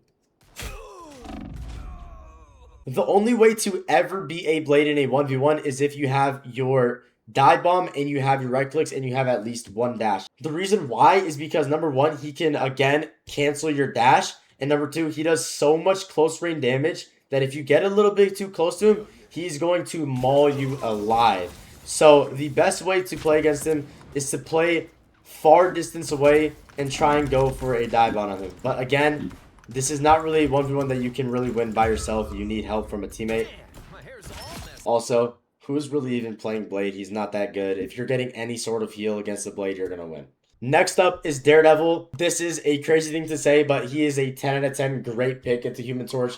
Number one, it is physically impossible to ever kill a Daredevil in a 1v1 Human Torch. It's impossible. You can't do it. If you're in the air, all you have to do is do his Sonic Pursuit on you, dash into the air, and kill you. What are you doing to that? All you can do against a Daredevil is just survive. That's all you can do. Another thing you can do is you can put your right clicks around your feet. So if he does try and actually dive in, you can go for a little one shot like that. And that's it. You can only hope to get heals from your teammates or have a dive bomb to survive or a dash to survive. Nothing else you can do if I'm being completely honest. Next up on the list is DPS Deadpool. DPS Deadpool is actually really good into Human Torch, because if he has his upgraded abilities, he can just permanently dash into you and you can't escape. Alright. The best thing to do against a DPS pool is to play a little bit medium to far away range, because if he ever tries to engage with you, all you have to do is just dash away. So he's going to engage with you right now with his swords. All he has to do is just dash away. That's it. And the Deadpool can do nothing else because his guns aren't as good as his sword. You can always go for your two right clicks and slam on him because he has 250 HP. And you can easily outshoot him with your gun and just keep dodging his dashes with his swords. Next up is Elsa Bloodstone. She is a 7 out of 10. The reason why she's not a 10 out of 10, like how some people would think she is number one, she actually got nerfed. Her dashes are longer than before and she's not as OP. In a 1v1, you can easily beat an Elsa, and the only way you can beat an Elsa is if you bait out her shift or her E. And when she does that, all you have to do is do your normal combo, right, left, right, dive bomb. She is extremely hard to hit if she uses both of her dashes, and if you ever get close to her, you're going to die 100% of the time because all she needs to do is hit her normal combo. The way I play against Elsa Bloodstone is to always play mid-range and always look like a vulture. And what I mean by this is as soon as you see her use her dash abilities, to go in for a dive bomb. Another reason you can't play close range to an Elsa Bloodstone is because she can fully cancel your dash ability, as I'll show you right now. The best way to win a team fight against an Elsa Bloodstone is to play around your pyro prisons. And again, look for that dive bomb on Elsa Bloodstone because she does not have that much HP.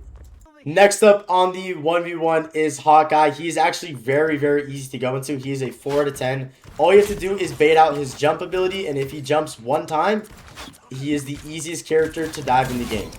One thing you got to be careful of is if you get a little bit too close, all he has to do is shoot you one time and then slash you away, and you're basically dead. You can do the easy bread and butter combo that I showed you before, is right, left, right, and it kills them immediately. Just be very, very careful of playing against him mid-range, because playing against a Hawkeye is like gambling. You can either just get one shot or you can miss every single shot. There's no in between at all. Next up is Hela. Contrary to popular belief, she is actually not good into Human Torch at all. The reason being is, number one, she is 250 HP. Number two, you can easily kill her if you just have the right positioning. So with that being said, she is a 6 out of 10 on the scale. Obviously, if you're playing straight in the open with no dashes or no dive bomb, she's gonna easily kill you. Nothing you can do about that. But all you have to do is have one dash and one dive bomb, and you can kill a Hela 100% of the time. What you're gonna want to do is dash in, right, left, right, and kill her, just like that. You also got to be careful of her bird. The way to get around this, though, is to pressure her in a way to where she thinks that you're gonna dive bomb on her, so she uses her bird, and then you do the combo that I showed you before. The positioning versus Hela is you always want to be next to a pillar or a wall. You can just jiggle peek out of the way and get a little bit of tick damage, but this is not where you want to be. What you want to do with these pillars is you want to get closer and closer to her as much as you can, and you want to continue poking her out until you get a dash and a dive bomb to where you can go for the little combo that I showed you just before. You can also fully counter Hela's ult. If she tries ulting, you can just use your dash to reset your bullets, completely destroy her ult. At the end of her ult, or before her ult is ending, you can set up right clicks right underneath her. Ready? You shoot it. 1, 2, 3, survive, and right when you know she's about to come down to the floor is when you can one-shot her, just like that. Next up is the famous Human Torch 1v1. This character is a 7 out of 10 to play against because it is so complex playing against a torch, but if you learn what I'm about to teach you, it will be a lot easier to play into a Human Torch. The biggest thing to do against a Human Torch is to always try not to get into a 1v1 with a torch. I know it's kind of crazy to say, but the more time that another Human Torch is spending on you, shooting you, all you have to do is survive their attacks and just shoot their team. Because let's say the Human Torch is just perma-shooting me right now. Number one, it's really hard to shoot me, and he's not going to be getting any value on my team. So, if the enemy Human Torch is smart, he is literally never going to be attacking you. It's just stupid to 1v1 a Human Torch because of the amount of value that the character gets while shooting your team. But let's say that fails and you guys are in an actual 1v1. You guys both have all your abilities. You're going to want to aim a little bit in front of the Human Torch, and you want to aim where you think he's going to be in about 1 second because of how fast Human Torch moves. One thing you can do against the Human Torch is you should try and bait him into using his dive bomb in the ground. And if he does that, all you have to do is dash up into the air, and then you just flip the switch on him. You got to realize this, though. Human Torch 1v1s are the hardest 1v1s in the whole entire game because of how erratic they actually move around. So to summarize, a Human Torch 1v1 is always try to ignore the enemy Human Torch and get value on their team. Trust me, it is not worth it to fight a 1v1. But if you get into the positions where you actually want a 1v1, just aim a little bit in front of them. You also have to know what abilities they have. If you know their Human Torch has both of his dashes, you got to play according to that. If you know he has all of his right clicks, play according to that. If you know he has his dive bomb, play around that. You know what I mean? There's a lot of different complexities to go into it. It's very situational. I can't really explain how it's going to go every single time. Me and Embor are actually going to demonstrate how we would 1v1 in a normal game in 3, 2, 1. You can also use your right clicks because they have a little bit of a bigger hitbox than your left click. Again, as you can see, it's extremely difficult to 1v1 a torch. This is why I'm telling you to never 1v1 a Human Torch. Like, it is so stupid. Like, do you see how much time we are wasting on this 1v1? Like, it is so bad. Type in the chat, tell him to do a truce. Don't 1v1 a Human Torch, please. Next up, we got Iron Fist. Iron Fist is actually an 8 out of 10 to play against because he is so annoying. And the fact that he gets so close to you, it is extremely hard to hit his left clicks on Iron Fist. It's like so hard. And if he has his shift, or he has his kick, and he has his block, it's like literally impossible to kill him. Okay.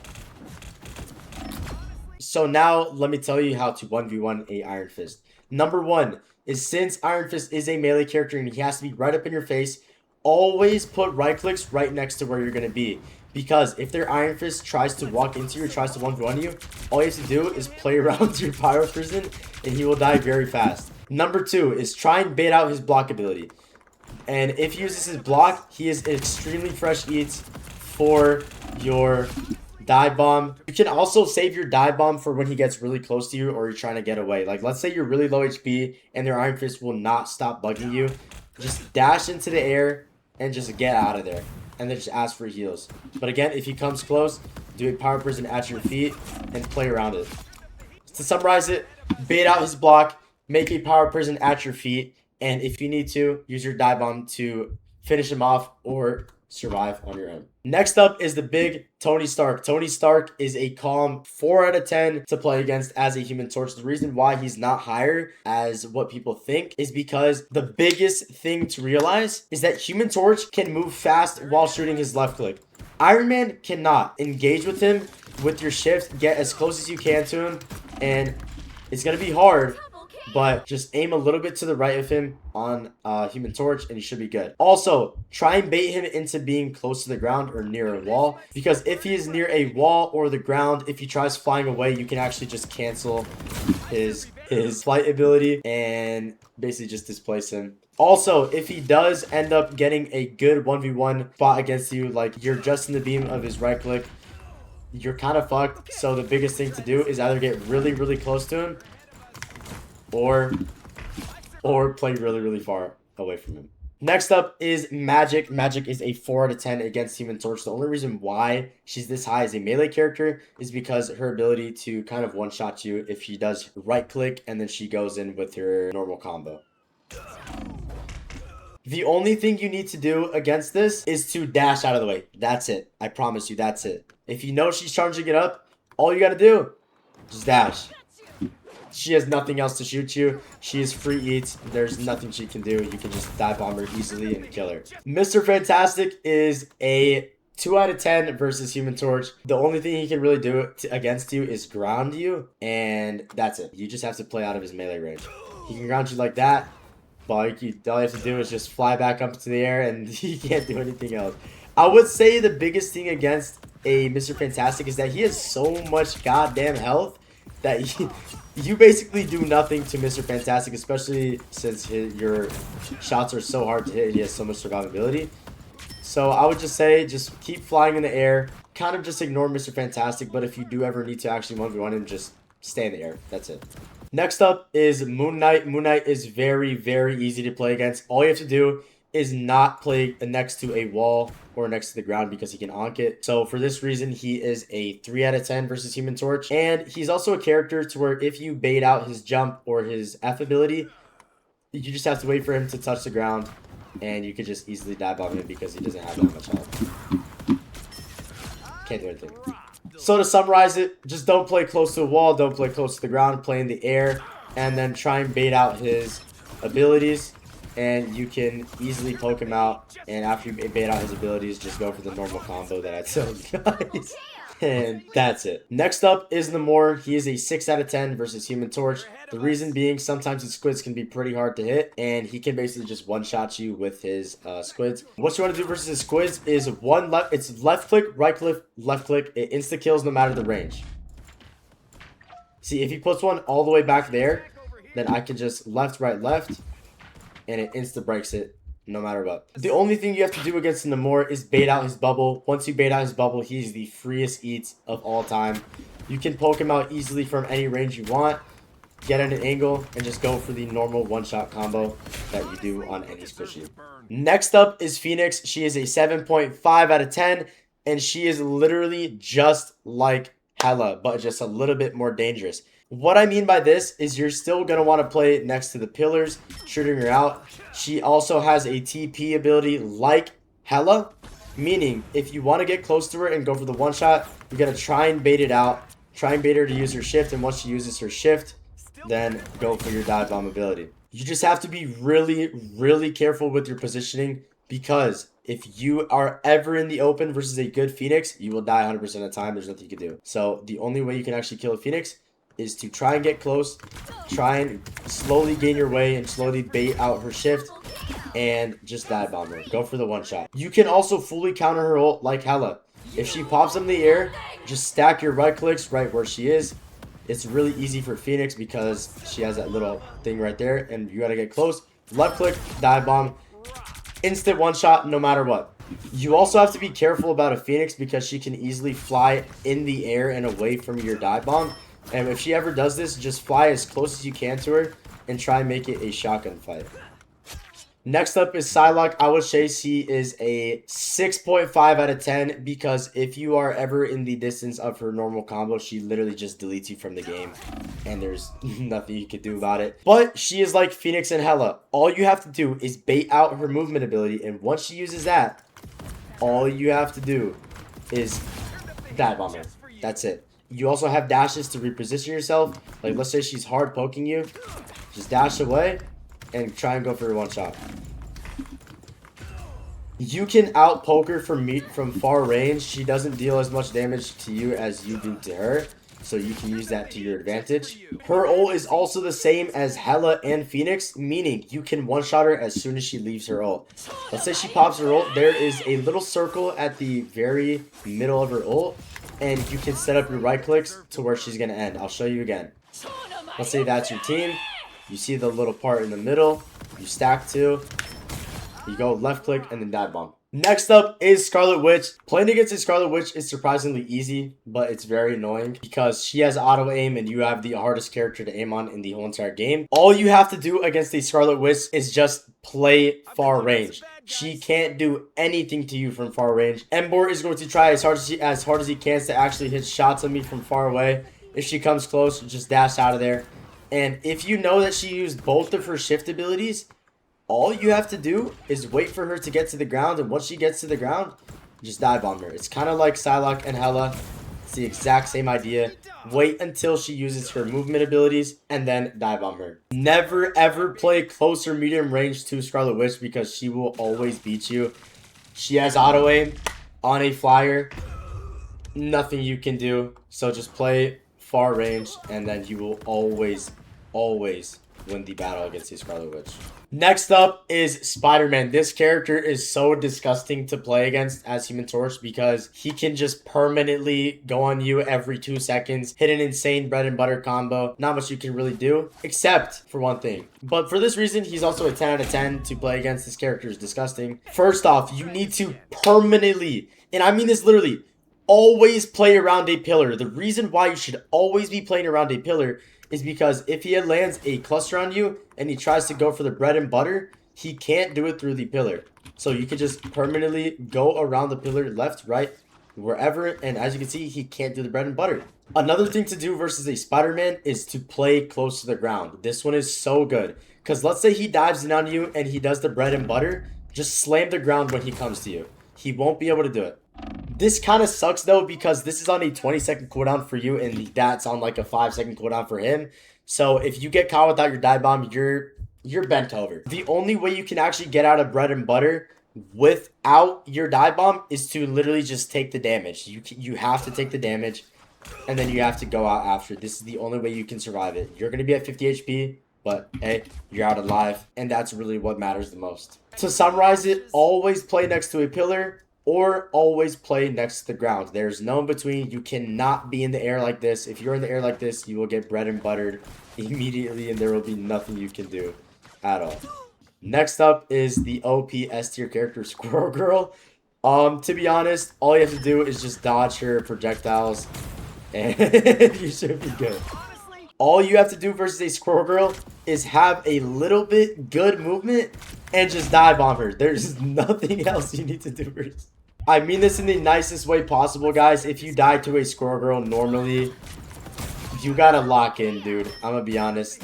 I really don't have that much more tips versus a Squirrel Girl, except that you can beat her 100% in the air. Like, what do you even say? She is a 1 out of 10 on the scale. The only thing that she can actually do to you is get extremely lucky with one of her right clicks or her left clicks. There's nothing else to be said. If you die to the Squirrel Girl, you gotta reincarnate. 10 out of 10 to play against. This character is so diabolical to play into. It is disgusting. Number 1 Starlord has the most broken ability into Human Torch of all time. If he comes close with his E, you can't shoot him. It's impossible. You physically cannot shoot him, and you will die. Number 2, it is easier for Starlord to hit you than it is for you to hit him. And what I mean by this is Starlord has infinite mobility. He moves very, very fast. And on Human Torch, it already is extremely hard to hit characters. And thirdly, Starlord has his roll ability, which completely negates your dive bomb. Crazy. That's your 20-second cooldown, by the way. So the best way to actually fight a Starlord is to try and play mid to far range and just try and poke him out. It's going to be extremely difficult. Guys, Starlord is not a character you want to ever try and 1v1, ever. You're not ever going to win unless you're getting hard-pocketed, but again, their star is probably getting hard-pocketed too. Now, me and Embor are going to demonstrate a 1v1. 3, 2, 1. Like, bro, what do you even do against that? There's nothing you can do. I didn't say this, but you can maybe get a cheeky one shot on him, but that's only if he doesn't have his rolls, which is very extremely rare, and it's also if he doesn't have flight, which again is extremely rare.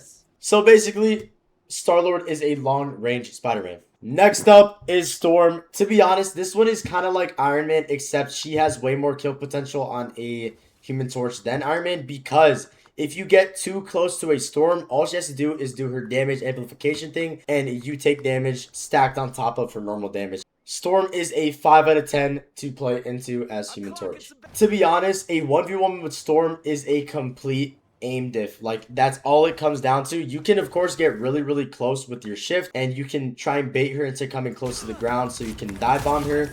But other than that, if you guys are both in the sky, it is a complete aim battle. There's nothing else to it. It's just who has the better aim. But if you know she has her damage amplification, get out of there. Just try and poke her out. But to be honest, it's going to be extremely hard to poke her out because she does so much damage. Aim diff, again. Next up is the Punisher. The Punisher, in my opinion, would be a 5 out of 10 to play into, because if you ever get a little bit closer, you're out of position just a little bit, he is going to one-pump you. It's the most broken gun in the game. He's going to one-pump you. So you got to be very, very careful of ever coming close to Punisher. The only time you should ever be coming close is if you have your dive bomb and you know you can do your one-shot ability. Usually when a Punisher uses his turret, he has the awareness of a peanut and he will not be looking up. So you can just fly above him and just two-tap him like that. I promise you guys this happens a lot more than you guys would expect. If Punisher pops his ult, it is extremely easy to kill. You just have to do his normal right, left, right combo on it. So to summarize it, you should be trying to make your way as close as possible to him to dive bomb him. But you have to be very careful of his shotgun. And you can one-shot him easily if you have your dive bomb. But again, try not to 1v1 him without your dive bomb. Next up is the Winter Soldier. The Winter Soldier, surprisingly, is an insane counter to Human Torch, and he is a 7 out of 10 on the danger scale. The reason of this is because the Winter Soldier has so many grounding abilities, it is diabolical. He can either, number 1, hook you out of the air. Number 2, he has his E ability, which he has 2 of, by the way, that can ground you completely to the ground. You can't do anything. Okay. Like, okay. And then lastly, if you get a little bit too close, he can just uppercut you. And mind you, he gets overshield on every single one of those things. So you have to be extremely, extremely careful about a Bucky, because if a Bucky is smart, all he's going to be doing is just saving both of his E's for you. And once he hits you with one of his abilities, he could just chain you like that. Like, what? Like, what? The best way to 1v1 a Winter Soldier is to try and bait out all of his cooldowns. Yes, this is crazy to say, but it's literally the only way you can ever beat him. So now that I know he used both of his E's, I can probably engage with a dash and try and go for a one-shot on him there.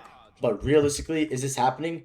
Not really, because the amount of overshield that Bucky gets is diabolical, and all Human Torch gets is 50 HP. Just try and keep your distance, because if you get a little bit too close, you're getting hooked in, you're getting E'd, you're getting uppercut, then there you guys got 500 HP, and then you're dead. You're going to get ulted as well. So, player distance. Last but not least in the DPS role is Wolverine. Wolverine is a 3 out of 10 versus Human Torch. The only reason why he even gets a 3 is because lots of Wolverines like to right click and grab Human Torches out of the air. That is the only thing they can do, and sometimes you get solo to 2. Shout out Lil Donatello because he does that to me all the time. It's kind of the same thing as Hulk, to where all you have to do is know where he is at all times, and if he goes for it, just descend or go left or right.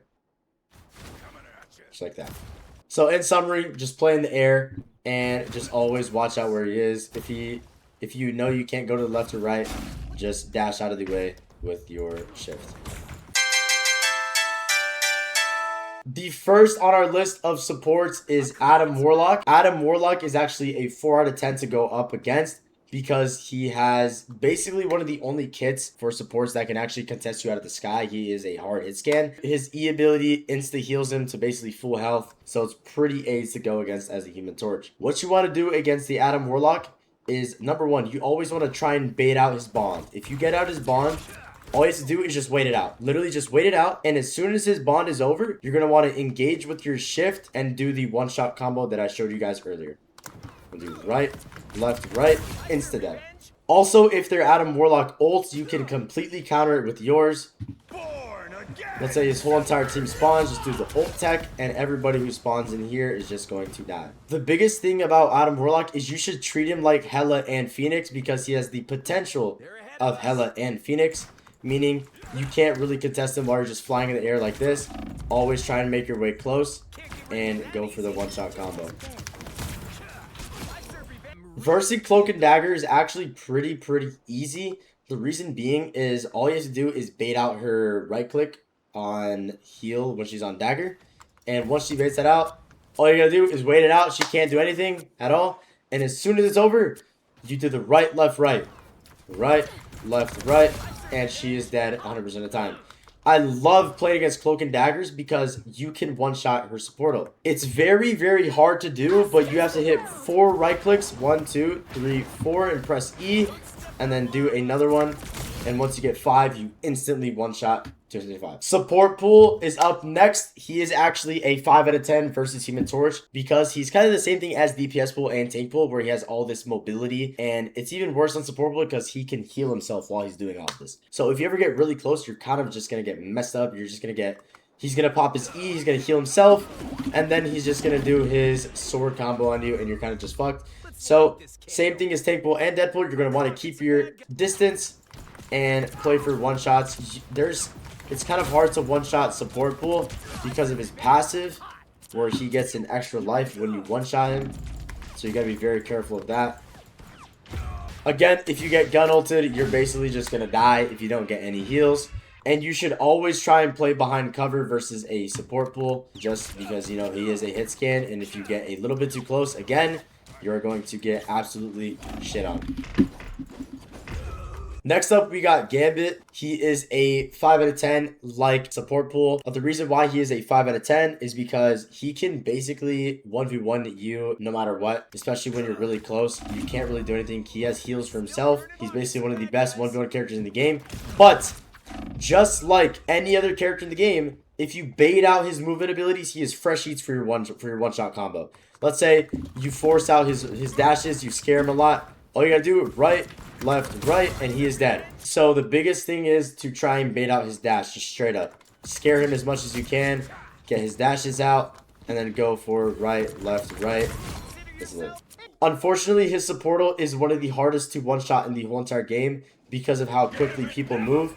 You can maybe get lucky and he just jumps in there randomly, but to be honest, this happening is 1 in probably a trillion. It's never happening, so Gambit is pretty difficult to play into. Now we are on Invisible Woman. Invisible Woman is the best support to play into Human Torch. She is a 9 out of 10 easily because the amount of util she has against Human Torch. Number 1, she has a self shield. That's already disgusting. Like, let's say I'm trying to go for a one-shot on their invis, and she just randomly puts a shield down. She negates my 20-second dive bomb. That's already insane. Second off, she has a shift ability which grounds me completely. That's insane. I'm jumping on Human Torch. That's how crazy it is. And third off, she has a push and a pull which can counter my dash. If I go like ready, 3, 2, 1. She pushes me, my whole dash gets canceled. The biggest thing against an invis is to never get close to her. Bro, I'm telling you, if you get close to her, it is a death sentence. You're going to die. She's going to pull you in. She's going to pull you in and do a whole entire crazy combo to you. She's going to pull you in, use shift, and then she's going to do her self shield too. And like, you're just dead. There's nothing you can do. It's diabolical. Also, her ult slows you when you're going in and out of it. And on a Human Torch, this is disgusting. Do you see how slow I am? That's insane. She has so much util and ways to stop Human Torch. It makes me want to throw up. Wait, did I mention that her shield also slows you and it stacks on top of her ult? Did I tell you that? That's insane. Like, the only way you can actually kill an invis is if you know she doesn't have a jump, you know she doesn't have a push, you know she doesn't have a self shield, you know she doesn't have a shift. This is the only way you're gonna kill her. This is really rare for it to happen, but if you know she has no util, she is free eats, just like any other squishy in the game. You can also one-shot invis with 4 stacks in her ult, just like Cloak and Dagger. Ready? 1, 2, 3, 4. One shot. Now we are on Jeff the Land Shark. He is either a 2 out of 10 to play against or a 10 out of 10. And I mean this literally. If a Jeff is good enough and he will never be peeking above the ground, meaning you can never get a headshot in his big head, he is impossible to kill. And if he knows to not play around your right clicks, he's impossible to kill. You can't one-shot him. So if you're playing against a noob Jeff, all you have to do, dash in, left, right, and then you dive bomb. The reason why this works is because you know your pellets are going to 100% hit all of his head because of how fat it is. So he is super easy to one shot, as you see right there. But again, playing against a way better Jeff is hell because his head will never even be above the ground. You will never be able to do anything. And also, if a Jeff hits a right click on you, you will fall out of the sky. That's insane right there. So the better Jeff you play against, the harder it is to play into. One thing you can do against a Jeff is completely cancel his ult. Let's say he presses Q. You gotta wait for it. You do 1, 2, 3. It's a one shot all the time. All you need is 3. 1, 2, 3. Dead. 1, 2, 3. Dead. All the time. Next up, we have Loki. Loki is actually very easy to play into because number 1, Loki is a projectile. You know, it's just harder to hit flyers on a projectile. And number 2, you can one-shot him very, very easily. So this puts him at a 3 out of 10 on the scale. Now I'm going to show you a very secret and hidden tech that no other Human Torch player has ever told you. Is that when you throw a right click at one of his clones or him, his clones, it will not summon the right click underneath his feet. Ready? The right click didn't go underneath his feet. I don't know which one he is, by the way. He might be this one. It didn't go underneath his feet. So that means he's this one. If I right click him, it should spawn in the AoE damage right underneath his feet. Right there. I'm going to aim at the exact same level. That has the exact same level. Ready? Bang. Ready? Bang. Ready? Bang. I'm clocking some bad guys. I told you. It's literally a secret tech. Now we are on to Luna Snow. Luna Snow is easily an 8 out of 10 versus Human Torch because if you get frozen by her, you are going to get one shot. It's disgusting by, you know, her snowflake. Her self snowflake is disgusting. Just look. Just watch. The only way you will ever kill a Luna Snow is if you have your dive bomb. It is quite literally impossible to kill her normally ever. You can't. But if you track her cooldowns and you know she doesn't have snowball or her clap, then she is a free kill just like Cloak and Dagger. You have to treat her like Hela and Phoenix because she does the same amount of damage, if not more, in some situations. You can also one-shot Luna out of her support ult only if she doesn't have any overshield. Ready? 1, 2, 3, 4. Bang. One shot. And I'm going to show you it when she has overshield. So don't walk into it until I have to 4 down. 4 right there. It does not one-shot. You have to kill the overshield first. Next up, we got Mantis. Mantis is a 4 out of 10 to Human Torch because the only way she can actually kill one is if she has her sleep and you fuck up by trying to dive her. But she is really low HP. You really never have to be scared of a Mantis because you have your dash and she is 250 HP. meaning you can easily one-shot her at any time. The biggest tip I have for Mantis 1v1s is that if you dive bomb her, you always want to hold your space button to fly into the air so she misses her sleep. What? Fly into the air and she can never hit it. Now I'm going to show you dive bombing without holding space. Easily slept, and now you're just one shot and dead. Mantis also has one of the only support ults that you can consistently not one shot. You can one shot it, but that's if you get 5 down and you use your power prison. So you get 1, 2, 3, 4, 5. Use your E to elongate it and get the extra damage. This is the only way you're ever one-shotting it. If you do 4, 1, 2, 3, 4, it's impossible. It's not happening. You can't one-shot it. So the only way possible to one-shot Mantis ult is if you get 5 down and she manages to walk into it and you also use your power prison. Like, it's so impractical, you're never going to do it. Please don't ever try on Mantis. It's not happening. Rocket. Rocket is a 1 out of 10 versus Human Torch. The only reason why he's a 1 out of 10 is because he is so annoying to kill. But if you can actually land your shots on Rocket, he's the easiest character to kill in probably the whole entire game other than Jeff. All you need to do is... You should never be scared of a rocket, and I mean this literally. You should never ever be scared of a rocket. All you have to do is dash in, make sure you just, and you can completely counter his ult. If he pops it down, pops his ult, you do the ult tech, you pop it right underneath it, and you just pop all of your tornadoes underneath it, and then he becomes fresh eats.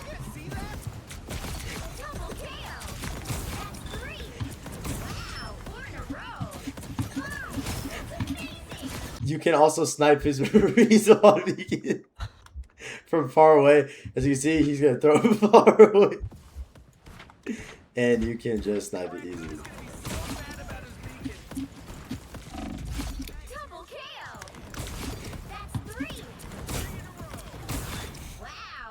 Next up is Ultron. He is a 4 out of 10 on the scale because the only way he can actually deal anything to you is by poking you out. And the only way to fix this is by dashing in. And, you know, you deal more damage close range and you're easier to hit your shots than Ultron. See, if we're really far away, I'm losing this battle 100% of the time. I'm not competing. It's impossible. Also, with Ultron, you have to bait out his dash ability. Because if he has his dash ability, he could just easily escape out of your left click or out of your shift.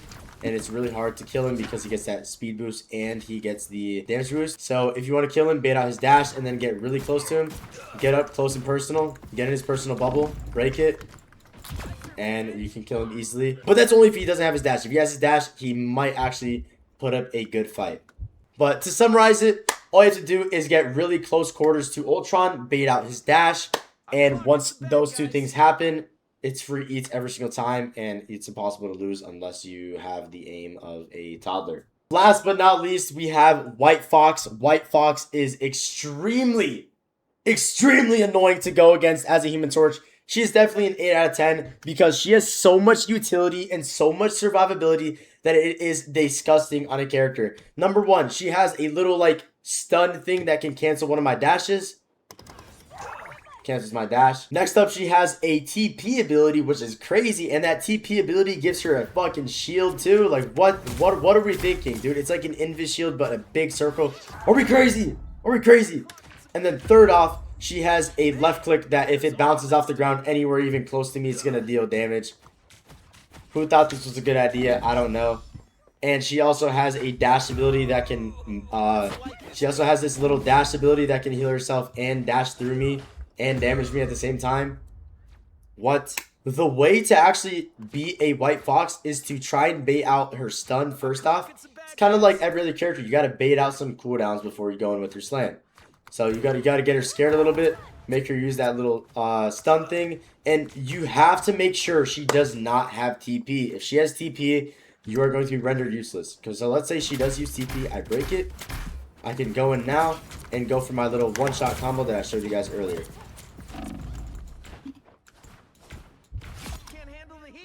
As you can see, she's busted. Also, the bad thing about White Fox is you can't really destroy her ult. Let's say she pops her ultimate. Even if you get all 4 of the freaking tornadoes on her, she's not going to take like any damage, especially in a team fight. And she can just run around too. Okay, that's it. That's it, Ember. Oh my god. That is it for every single character in Human Torch's matchup. Ember, do you have any words to say, bro? Took about 3 hours, but it was worth it because teaching you guys how to play the hardest character in the game. That's what I'm saying. All right. And now I will see you guys in the lineups for every single map. Now we are on the part where we talk about every single lineup on every single map that I use. I'm not going to do the super niche ones that I don't really use ever. I'm going to show you all the really important ones that you need to use in your games. We're going to be starting off with Birnin Tchalla of Domination. We'll be doing Domination, then Convergence, then Convoy. And right here, I have my boy Ember. He's also one of the best torches in the world. So, you know, I had to get him in to help me out with this.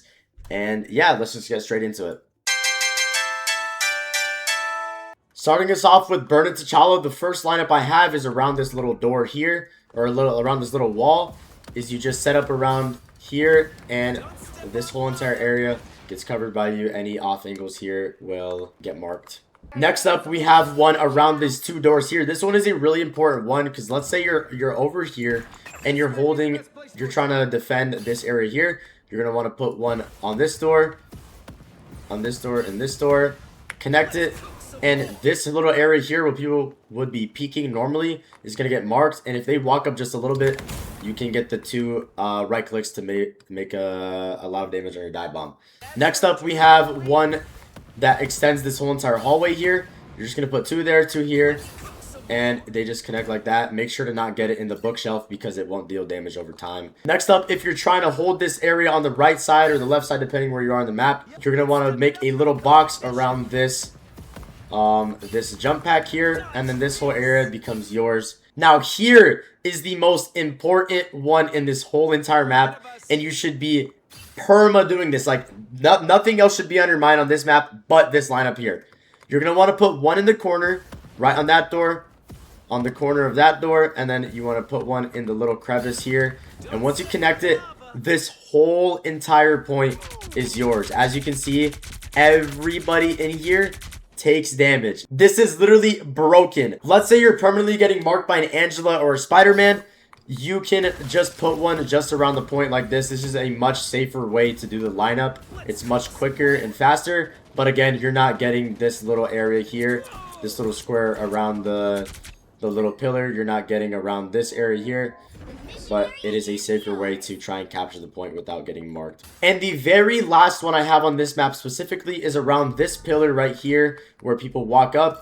Is just a square around the pillar, and this whole area becomes yours. Now we are on to the one where the map breaks in the middle and this big old gorilla statue here. This one is going to be very simple. It's just going to be around the gorilla statue.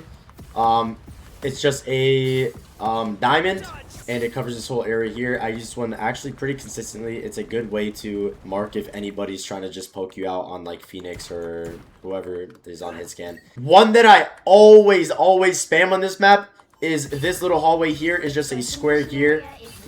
Yeah, it literally creates so much pressure. It forces them to get out of here, or if they stay in it, you get infinite ult charge. And you just have infinite kill potential in this hallway specifically. When you are on the way to the point, I always make a power prison around this pillar here. Because, again, it forces them out of this area. And if they stay in it, you can kill them. I think I've said that enough. I think you can really understand why you do power prisons. I don't think I need to say it anymore. But every single time you do one of these, it's to force them out or get some kill potential. There aren't that many more on this map specifically that I use a lot. Except for just doing a normal square on the point. It's just a very simple one. There's nothing else really to it. If you really want to get technical, you can do it around these 2 pillars here, and you connect it around here. So if anybody tries to peek around this pillar particularly, they will get AoE damage and you can kill them.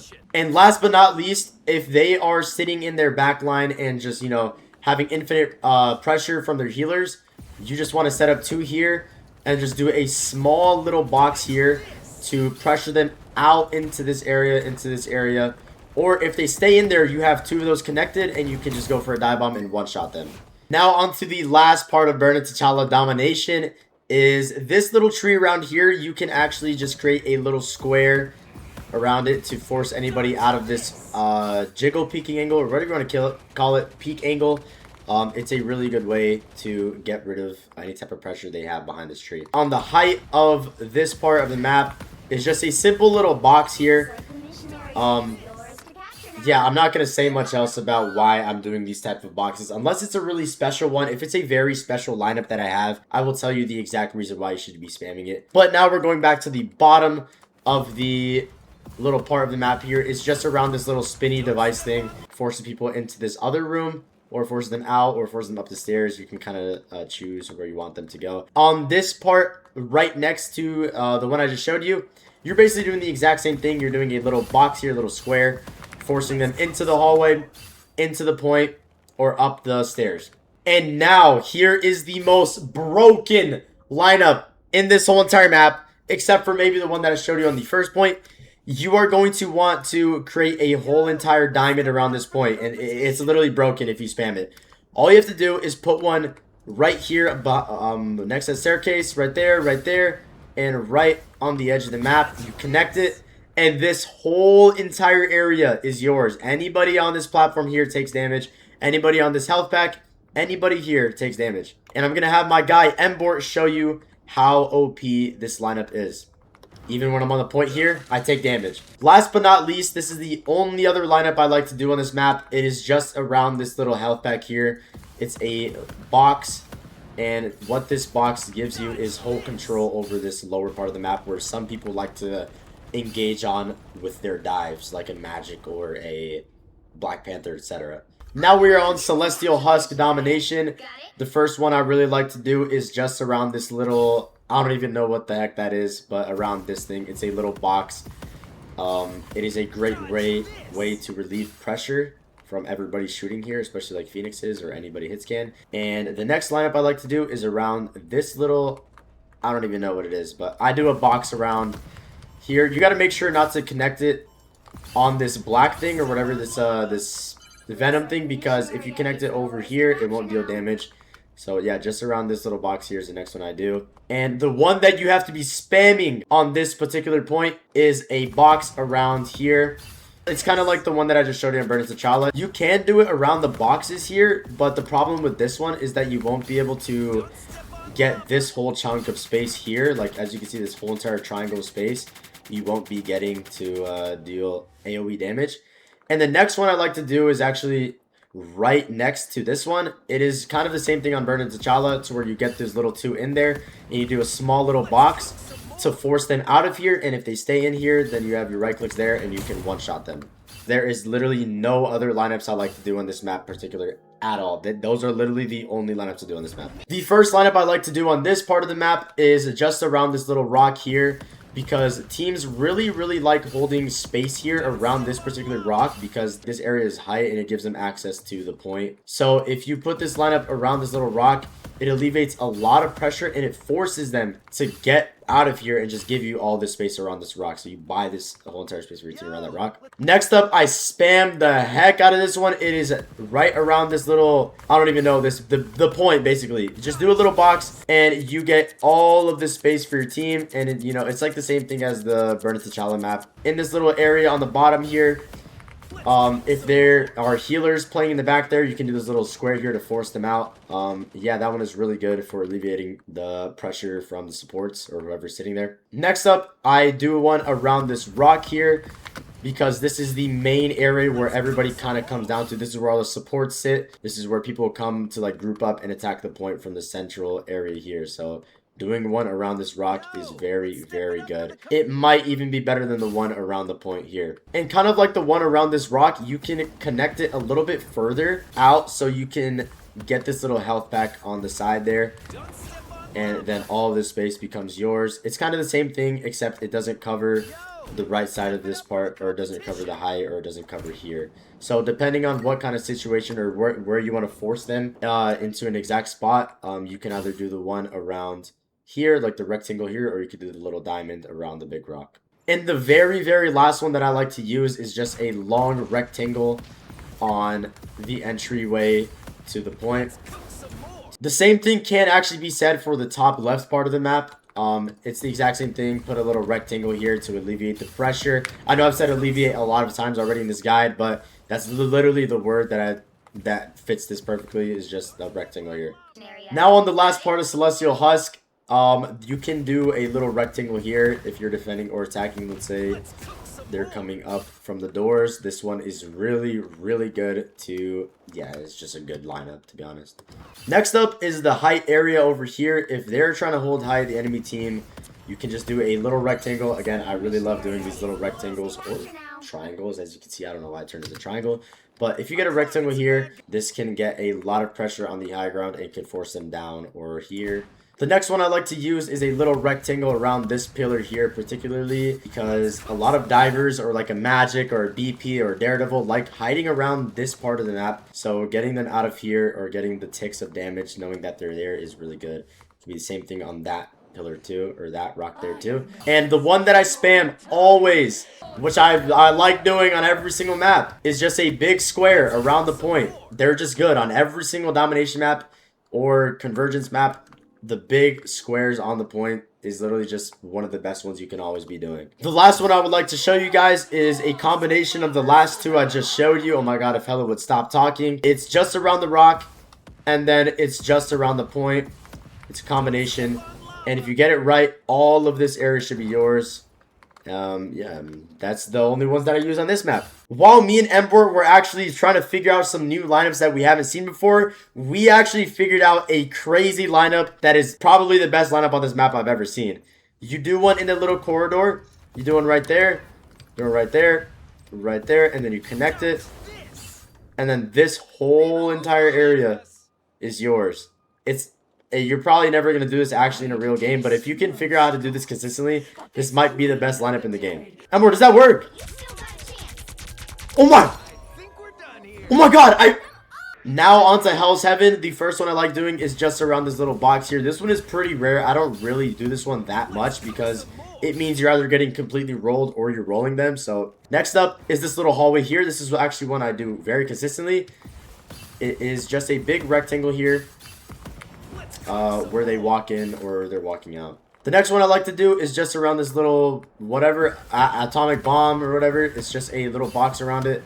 This one's actually really, really good. You should be spamming this one a lot on this map. Everybody likes playing around this little pillar here, or whatever you want to call it. Everybody likes playing around it, and this box alleviates all the pressure. Ember actually just showed me one here. It's a little triangle. I think this one's really niche, but if they maybe have like a Magic or a BP, Daredevil, Black Cat, etc., this one might be good to see if they have any dive there. The one that you should be spamming on this map all the time is a big rectangle that connects from their side of the point to your side of the point.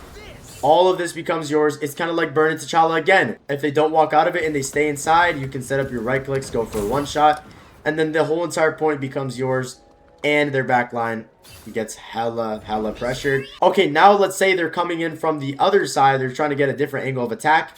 It's the same thing. It's a really big square around the point and around that area. And this whole entire spot becomes yours. The health bag becomes yours. It's really hard to get. They're going to have to be forced to not be as aggressive. And, you know, point control on Hell's Heaven specifically is really, really, really important. On to the next part of the Hell's Heaven map. I like to do a square around this little area here. Next one I like to do is a little box around the little wall here. I like to do one on the point here. It's just a, you know, box around point equal good. If they're playing on height, you can do a little rectangle on the height here, and this whole entire point becomes yours. All this becomes yours. And the last one that I like to do is just a one on top.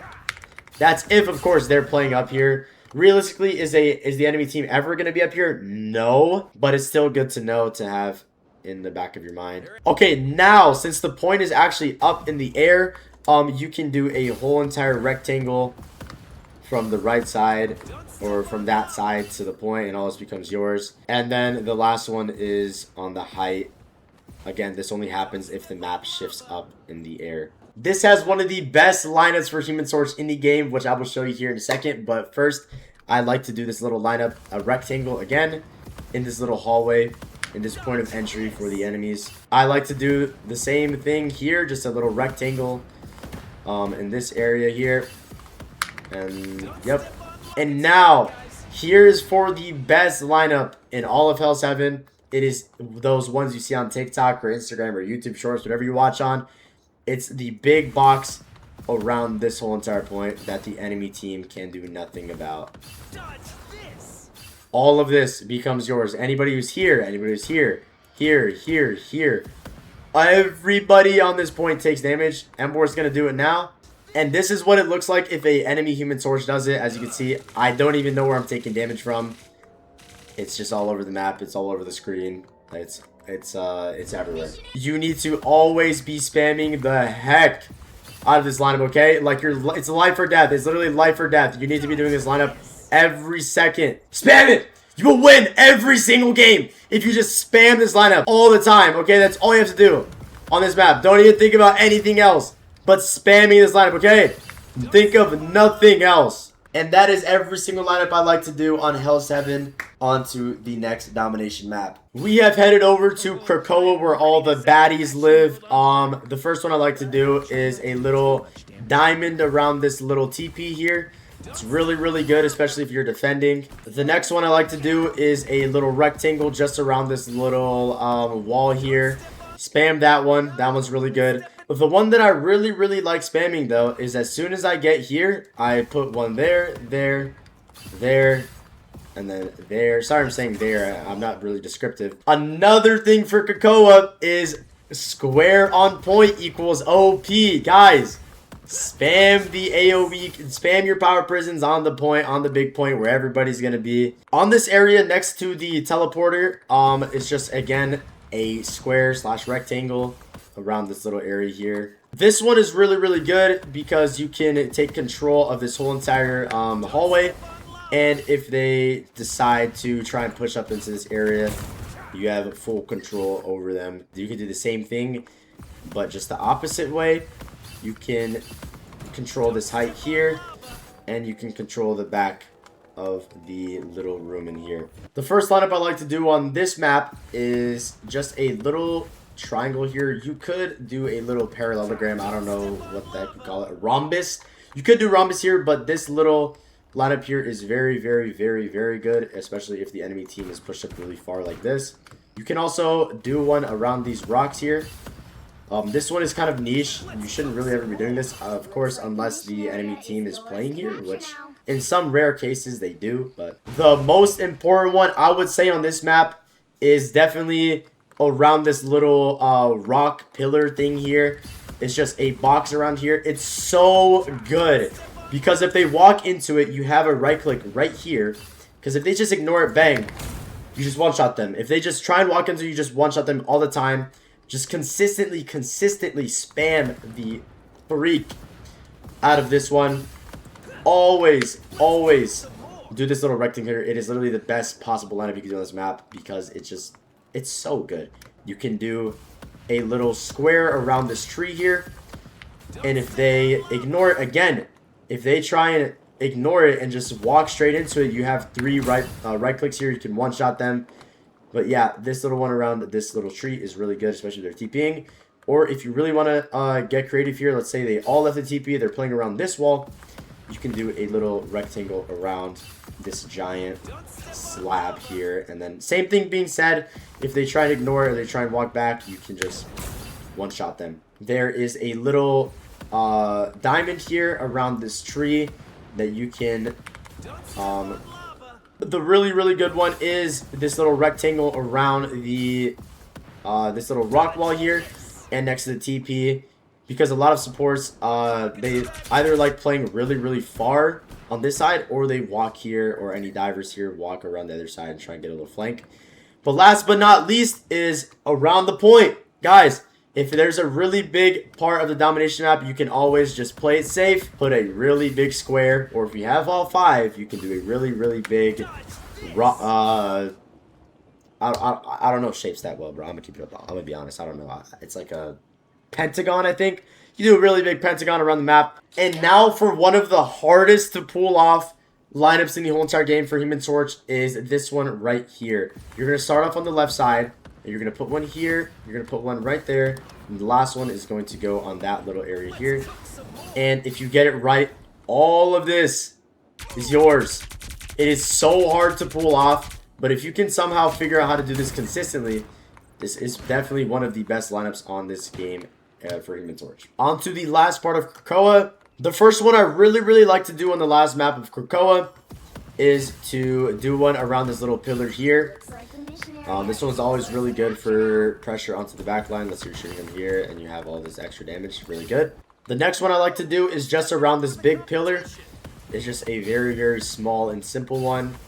Same thing, it's a little box around the pillar because it's always good to do this AoE damage around places where hit scans are going to shoot. Third one I like to do is just around this little point of entry, I like to call it. I've said it a lot. You're going to do a little box around this wall here.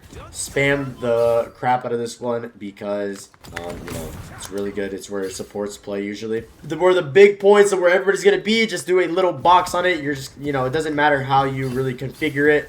Just do a box on the point. It's always really good to do. You can't ever go wrong with a box like that. Next up is on high ground. It's just, again, a normal box around where people usually are. This one's really good, especially if they have like a Phoenix or a Hela. Anybody shooting height, you can kind of just mark this little angle here and, you know, 1v1 them. Again, a box. Spamming boxes is going to be your best friend on Human Torch. Make a little box around this area here. It's really good around pillars because it forces them out of there. That is it for Krakoa. We tried labbing some other ones, but didn't work. So, yes. Let's get straight to it. Now we are on Central Park, boys. The first map of Convergence. Again, timestamps are down below if you want to find a specific map. On maps like this, I'm going to start off with the ones that I do on defense, and then I'm going to offense second. The first one I like to do is just around this helicopter. It's a very big square, rectangle, whatever. Around this helicopter, you get a lot of ult charge in the beginning of the map. The second lineup I like to do on defense is just a little rectangle here. On a point of entry, I will be talking about point of entries throughout the video over and over. Next one I like to do, just around these two little slabs here. Do one there, there, and then there. Then you get all of this area here where people usually peek. This will be deal damage to. You can one-shot them. This one I love doing. If you watch any of my streams, I literally spam the fuck out of this one. It's you do two over here, and then you connect the top one to this one, connect the bottom one to that one, then bang, this whole entire point is yours. And then what this one does so well is it forces them onto this health pack on the right. Why this is good for Human Torch is you can always just dash in, get one, get out, and then bang, just like that, you get an easy kill. Next one I like to do on defense here is just a normal rectangle, or if you don't want to do the normal rectangle here, you can connect one there, connect one there, and then it's basically a rectangle because if they walk into here, like any healers walk up, they have support ult, you can just one-shot them like that. Again, you could just do a rectangle, a long rectangle, if you know that they have enough abilities or you're down one and you know they're going to walk up, then you can kind of just do the rectangle here. It's pretty good. Let's say you guys get pushed back really far. You can just do a little rectangle or a triangle around the point here. If you again, this is only if you know that they're going to walk up. This one's really good because they're going to be forced to come into you guys. So you have that extra AoE damage on them when they're walking into you guys. And on every single one of these pillars for defense, you can get a little bit creative. You can just do a little square or triangle around any certain pillar that you know the enemy team is going to be playing around. Just like this one, or you can do the same thing for the one over here, same thing for here. You know, you can set up here, here, bang, bang, around any certain pillars that you know, like a Phoenix, a Hela is going to be playing on, maybe they're Luna. But then the very last one you can probably do is just a little rectangle like here. On these back two pillars. You can do the one that Embor is showing you here, but I'm not really a big fan of this one. I really don't do this one. So the first lineup I like to do on this map after they cap the first point is just a big old rectangle around the squirrel thing, whatever you want to call it, the point. If they're all the way back there, you can do a really in deep, like a far in rectangle towards there.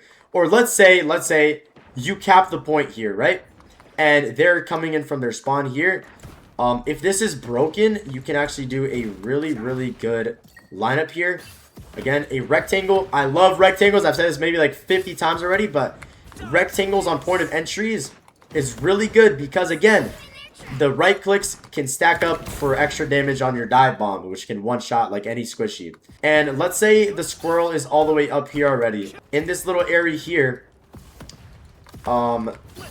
you can put one there, and then if you do it correctly, I messed it up a little bit by like 1 pixel, but if you do it correctly, you get all of this space to yourself on the right side here. Let's say the enemy team is really far up now. You can do a little square, or I don't even know what shape this is, but whatever shape this is, a triangle, rhombus, whatever, around this walkway, doorway area, you can do it. If they have anybody trying to take space on the left side here, this little right click thing that comes with your power prison, you can use to one-shot people. Just a normal rectangle around the point here will put a lot of pressure onto their team, because this is where your team is going to set up on height here. So this area here is where they're always going to stand, the enemy team. There's a lineup here. Let's say the enemy team is like their healers are on the right side for some reason. This little box here is really good. Can one-shot them. A bunch of pressure onto the right side. It forces them up on a height all the way, or forces them out into the main again. Let's say you're in overtime. They didn't cap this point. You can do a little square around the squirrel here and go in for any one-shots like this. A thing that you're going to see a lot on convergence maps or convoy maps is just rectangles around where the point is already. It's kind of just like a moving domination map, if that makes sense. This little area here, just a little square. They're trying to push up. You can also put a little rectangle in here. It doesn't have to be a rectangle. Actually, you can just do a triangle, because the ones that matter the most is these two in here. The lineup that I'm showing you right now is probably one of the most important on this map specifically, or this part of the map specifically, because this is where everybody's going to be. Obviously, I messed it up by just 1 pixel there, but this square here you can flank with, and the right clicks that are going to be there with your power prison, you can, you know, one-shot supports or go for something like that. And the final point for Central Park, you can do a big old square around the last point, and this one is actually the way you can really win games on Central Park specifically. Obviously, I messed it up here. I shouldn't have done it on the little, whatever you call it. Yeah, this square around here is really, really good, and that sums it up for all of Central Park. Now the attacking part of Central Park. The one that I really like to do on this map in particular is just a little triangle. It's kind of like the same thing that we did on defense, but on attack, just because if they walk a little bit too far, it forces them back, and if they don't go all the way back, you can one-shot them with the outside part of your lineup. Secondly, I love spamming this one. It's just around the right pillar, the back right pillar, because it forces them to get into this position here, which is really bad, and it forces them all the way back, which if they go all the way back, then it gives your team extra space to walk up. And if they go all the way back, you can do a little square or rectangle, depending on, you know, what you're feeling. And if they don't get out of it, bang, they get deleted. And if they walk up, then your team can kind of just sandwich them, because you'll be behind here taking an angle on this pillar and just spraying them while your team shoots a main. You can come all the way back here and go for a flank, and you can do a little triangle lineup here, and with this triangle lineup you can one-shot the healers as well. Alright, the first lineup I like to use on attacking Central Park is just a little square on this side, or on, it's like the same thing I did on defense, but on attack it's really good to force them out of this area. Flanking, I really like to flank on this map. I love flanking on Central Park. But I like to do a really big rectangle behind them. Why did Embor just kill himself? But a really big rectangle behind them, and if they walk back into it, you can one-shot. And if they go into this right side here, it's really clumped up for them, and you can one-shot them. So basically, this lineup creates kill potential on this walkway here, or this little small area here. I like to make a little rectangle around this area here, because it kind of just negates them from walking forward, and if they do walk forward, can just one-shot them, or if they walk all the way back here, it puts you guys in a way better position, because it alleviates pressure from your team, and you guys have way more space to push the objective, and it kind of forces the enemy team in a bad situation. So let's say the point is all the way back there, all of them are dead. Just make a little square in this area here, and it forces them left side. And let's say they do go left side, you can make a small triangle in here. This is basically just to elongate the life of your E's, or of your right clicks, I mean, to just go for one shots. The next lineup I love to use on this map is just a normal rectangle in the back line. Really good for just one shot to people who walk up, or if they stay back there, you can always just dive in like that. If I have enough space to do this, by the way, it's just a little square around, or not a little square, a little rhombus around these gray stone pillars, and you can one shot a lot of people with these. Theoretically, you guys have so much space and you need to hold them in spawn. You can just create a little square, and if they walk up, because this is where they're going to walk up to, you know, touch the point, you can just bang, one shot them. That's it for Central Park. Those are all the lineups that I do. We are on to the next map, which is actually Hall of Dagger Convergence. On to Hall of Dagger now. The first one I like to do is just a big old square around this. This is when they're spawning in. It's just a good way to get some ult charge, so you don't really get any kill confirms here. It's just a great way to get ult charge. Next up, I like doing a big rectangle where in this walkway where they walk up. It's a really good way to build ult charge again. If they walk up too far, you can one-shot them. The one I consistently do, though, is kind of the same thing as Central Park, to where you do 2 here, and then you do 1 there, and then you do 1 on the bottom. So you get the height marked. You get a straight line of height, and then you get all this space here. Next up is just a normal rectangle. In the point of entry, again, I said that maybe 5,000 times in this video already, but point of entry rectangle, good. You can one-shot them. Big point, do a big square. 1, 2, 3, 4. Big square, good. That's all I do for the first one of the map again. But if they're going on the left side of the map, you can actually just do a little square around the walkway, point of entry. They could actually go height though, and that's where I do basically the exact same thing. I do a little rectangle, or if they're walking up all the way, I'll do the little 2 there, and then I'll connect 1 there, and I'll connect the right one to the height. So this whole entire space is yours. You go for one shot. First point, finito.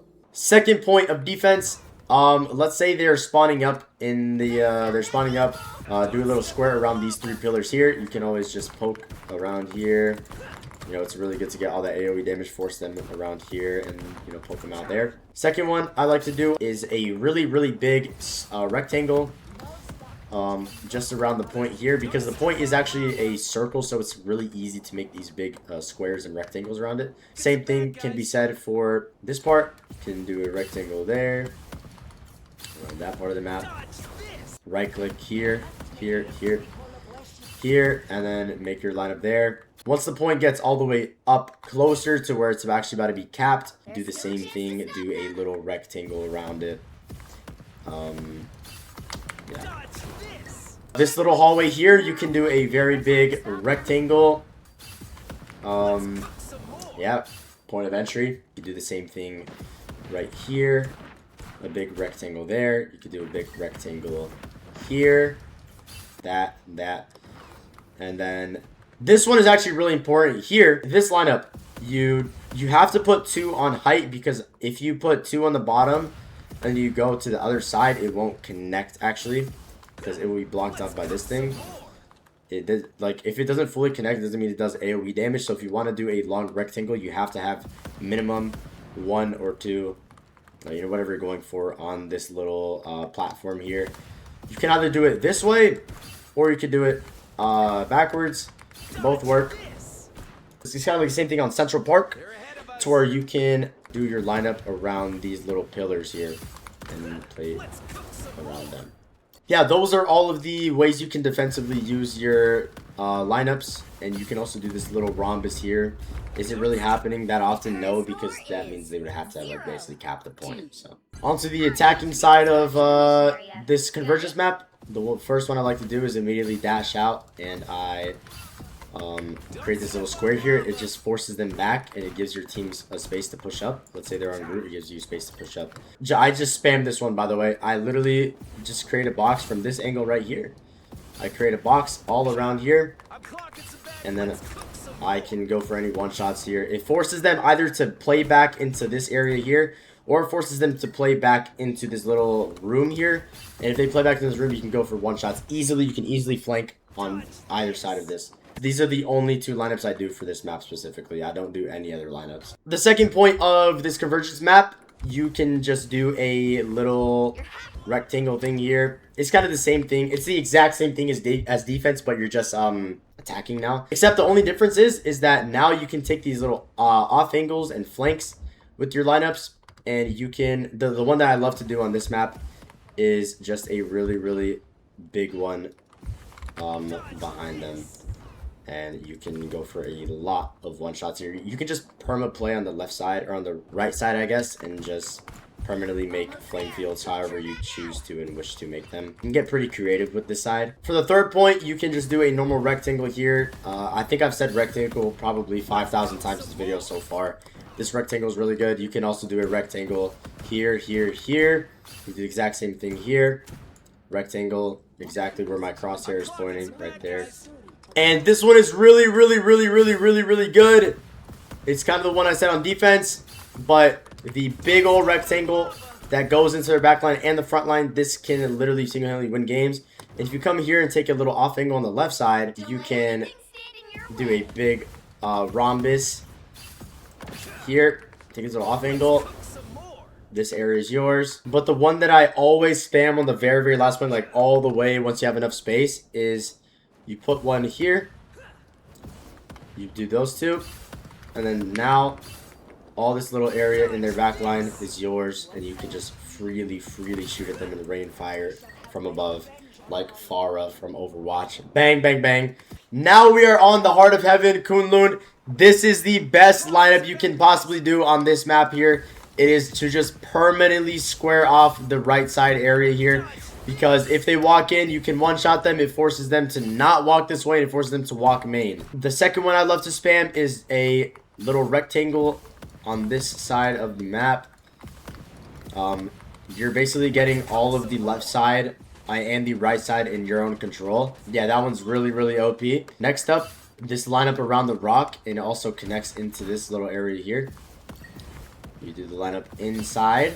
The reason why this one is really good is because it basically marks them if they walk inside the smoke. You know that they're walking inside the smoke.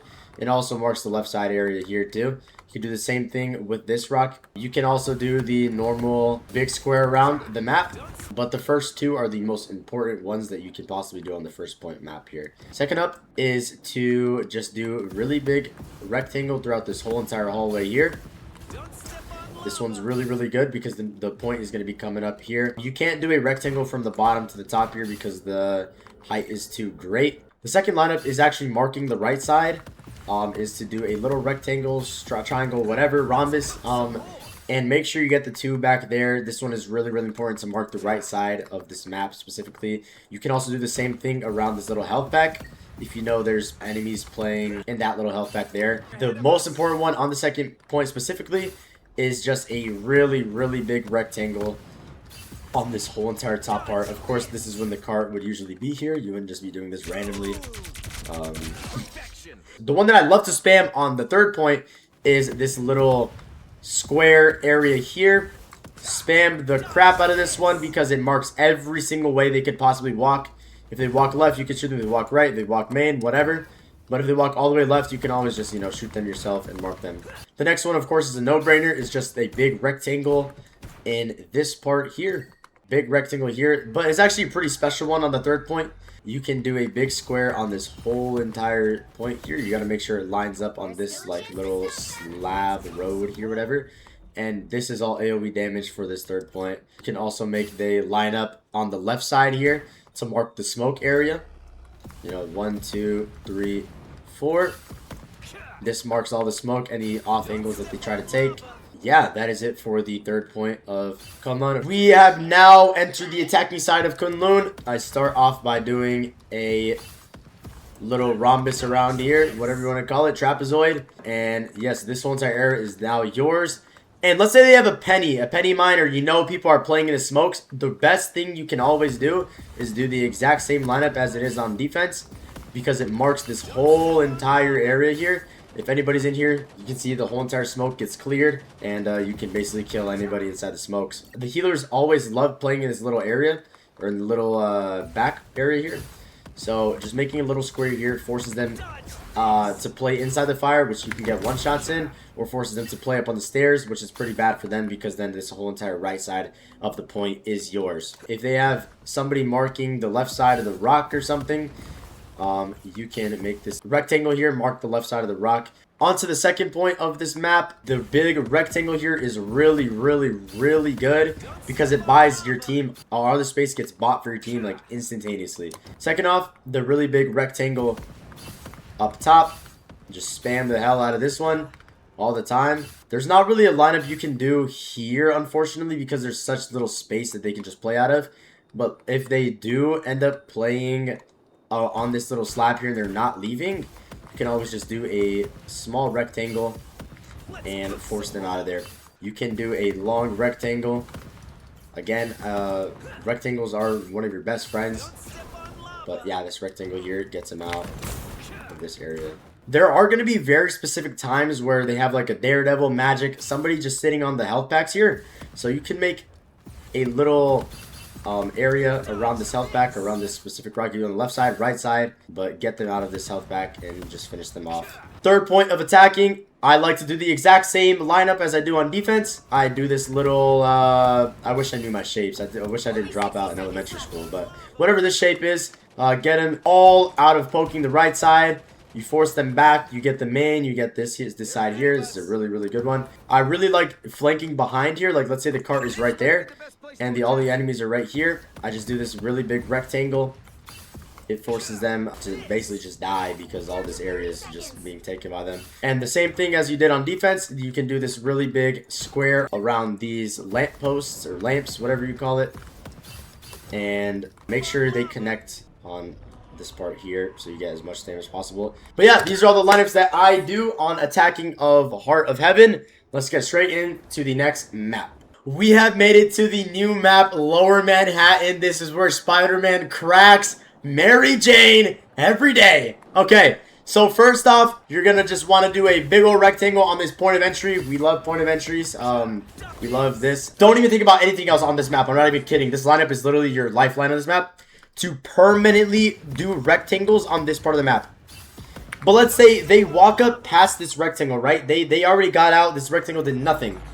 All you want to do is just move it back a little bit. And what I mean by that is you do a little rectangle like this. You basically, you know, you shift your thing back, right? It's not as deep in, but it's further back, and it allows you to have control of the space. You just permanently do this lineup, like always. Even if they're coming on the right side, just always do this little lineup here. It's the most important lineup on this whole entire map. There's nothing more important because you can just easily just shoot them on the right side, whatever. But this controls everything. It tells you if somebody's going left, it tells you if someone's going right, it tells you if somebody's like pushing really hard. But let's say they get past that. All you want to do now is shift it back one more step. You're going to want to do a little rectangle like this that comes onto the point as well. You just keep shifting your line back, or shifting your power prison back. But let's say that fails. Your power prison, those 3 power prisons, doesn't work. They walked up, they got kills on you. You do a rectangle on the point now. You shift it back and you rotate it. Bang, do some simple geometry. You do a rectangle on point. These are the only ones that you should be doing on this map ever. Like, you start off really deep. You start off your lineup really deep. You shift it back to this way. Then you shift it back even more to this rectangle. And then if all else fails, you make the rectangle on the point. Now, let's move on to the second point of Lower Manhattan. The point is usually always going to be here. The one you basically can only do on this whole entire area here is to just do a very long rectangle. That's all you can do on this point of the map. That's it. That's literally it. You could end up doing a lineup on the left side here to mark off any off angles, but realistically, all the pressure is going to be coming from the right side of you anyway, not really from the left side. So this one's kind of just not irrelevant, but not that important. Then you can do a rectangle around the giant old golden Jeff statue here. This one's really good because it's basically the whole entire point is going to be here. There is actually one that you can do on this side of the map. It's actually pretty hard to do. I wouldn't recommend you actually try and do it. Basically, you get one there, you get one on your side, and then you just make a box. It's really hard to do because, you know, you're probably going to be getting shot at from the right side, so you won't have enough time and space to actually get over here to get this exact pixel. It's still good to have in the back of your mind. Next one is the rectangle here. Get all of this area. Lower Manhattan is a really, really good area for your power prisons. Like, really, really, really, really, really good. Let's say the cart comes all the way here. You can just do a big old rectangle in this area. Rectangle, rectangle, rectangle. We love rectangles. We love them. Then again, if all else fails, bring it back just like the first point. You bring it back. You bring back your wall. And you shift it back. And then now you have control of this area here. You can make a big box around these two boxes here. This one is really, really good, surprisingly. Actually, not surprisingly, it's really good. But the one that I actually really, really like doing is a little square around inside of this little hallway here, because it marks any Phoenix or Hela. Obviously, it doesn't mark the height, but on height, you can easily just poke them out yourself. This one is really, really good. This rectangle here, this whole entire point, it forces them to play so awkward. It forces them to play into here. Then again, you keep shifting it back, boys. Keep shifting it back. Rectangle here. Bang, bang, bang. That's all the rectangles you can do on this map. That's all of the power prisons I do on defense for Lower Manhattan. Now that we are attacking, we're going to do the exact same thing as we did on defense. We're going to slowly build our way up with our PYRO prisons. We're going to start off here. We're going to start off with this one. And then next up, we're going to keep backing it up. Like literally the exact same thing, the exact same formula. You know, you're going to keep buying yourself some space, buying your team space. Same thing here. You're going to do here. Bang, bang, bang, bang. I wish I had infinite cooldowns in custom games. But the exact same thing. You're going to go in with your power prisons, buy space. Then you're going to flip the rectangle. You're going to rotate it. And then bang. All of this space is now yours. You just have to keep working your way into buying space. It's the exact same thing. There's no other special lineups on this map that you can do. Just permanently do that. Kind of just follow the way I did it on defense. You know, just do the gold, the Jeff one, the Jeff statue one. With this one here that I showed you guys earlier, it's actually a little bit easier to do on attacking side because you just have more space and you kind of know where everybody is going to be. This one's a little bit easier to do. You remember, guys, just keep buying yourself space with your power prisons. Keep buying yourself spaces. Space for your team. Again, you can do this little rectangle here. A lot of space bought for your team. Then you work your way up. Do a little square around there. 1, 2, 3, and then 4. Then you can come on the right side here. You can do a little rectangle there. It's literally like the exact same thing as defense. You just keep going forward and forward and forward. But, you know, on defense, you keep going back, back, back, back, back. The very last point, there's actually a very special one that I like to do. It's just around this box. It forces them into taking really weird angles. And if they don't, you can, you know, one-shot them here. Play around the boxes. And that is how you attack on Lower Manhattan. We are at Shin-Shibuya, Tokyo 2099. I always like starting off defense with this little lineup here because it gets me a bunch of ult charge. Usually this map will be broken by now. So my favorite one to do on defense specifically, this little box around this, the main entry point. And then a little bit of the right side. So then you get all this AoE damage to force them either take more damage or you force them all right side. And if they are all right side, there's not really any lineups you can do here without putting yourself in a dangerous position. If they're all for some reason on the right side, you can make a little rectangle here, which realistically this is not really happening. There's also a really, really good one that I like around this little box pillar here. It's a rectangle and it forces them to make sure they don't take too much space on the left side. It forces them on the right side. But my favorite one on first point defense is this big full map defense right here. One there, one there, one there, one there. And then now this forces them to basically 100% guaranteed take damage. Now let's say they cap the second point. They're on this point now. This big old hallway rectangle here. Immediately always done first. I always do this lineup. I just perma do it, especially if their card is all the way back here. Next up, we have just a normal rectangle around here. This is kind of a basic one. The one that you have to 100% be spamming all the time is this one around this big pillar here. They're always going to be trying to take space on the left side and take angles with hit scan here. So making this really big one is really good. And let's say they're all on height for some reason. Again, I don't know why they're all on height, but they're all on height. They're trying to take angles. Just a rectangular box. Make sure not to hit this because this is a bridge. Just a regular rectangle or even a triangle inside of this area here is really good. You can also make a really thin rectangle in the point of entry here to get you some one-shots. You can also do a rectangle on this little stairway slash area here. It still works if this actually gets broken. Still works, as you can see. It will do damage to anybody trying to peek here. Let's say the point comes all the way up here. You can do a long hallway rectangle around the point there. Really good. You can do the same thing around this area here. 1, 2, 3, and then 4. Bang. This is all your space. You buy your space for your team. There's not really any lineups you can do here because this is such a big, pretty sure this is like more than 2 meters above the ground, so you can't create a power prison on it. But you can do this whole entire area here, which is mainly where they'll play. Or if you know they're trying to take off angles here, you can do a 1, 2, 3, and then 4. Because it will connect because it's not a actual staircase and it's less than 2 meters. So this one is really the best one that you should be doing on this map specifically. This one is really good. You put one in the corner there, corner here, corner there. Then you put one in the corner like a square. All of this becomes yours. All of these angles that they're taking, they're trying to go right side, trying to go left side. All of them are taking damage there. We are attacking on 2099 here. There's not really any power prisons on this little area here, only on defense. But on attack, I literally just perma spam this one. It's the exact same thing as it is on defense. Just a big old square around the point. Do this on every single point. This, I'm not even trolling. This is the only lineup that I use on this map. I don't use any other lineup. I don't really put any rectangles here when attacking. I always just do it around where their supports are going to be sitting.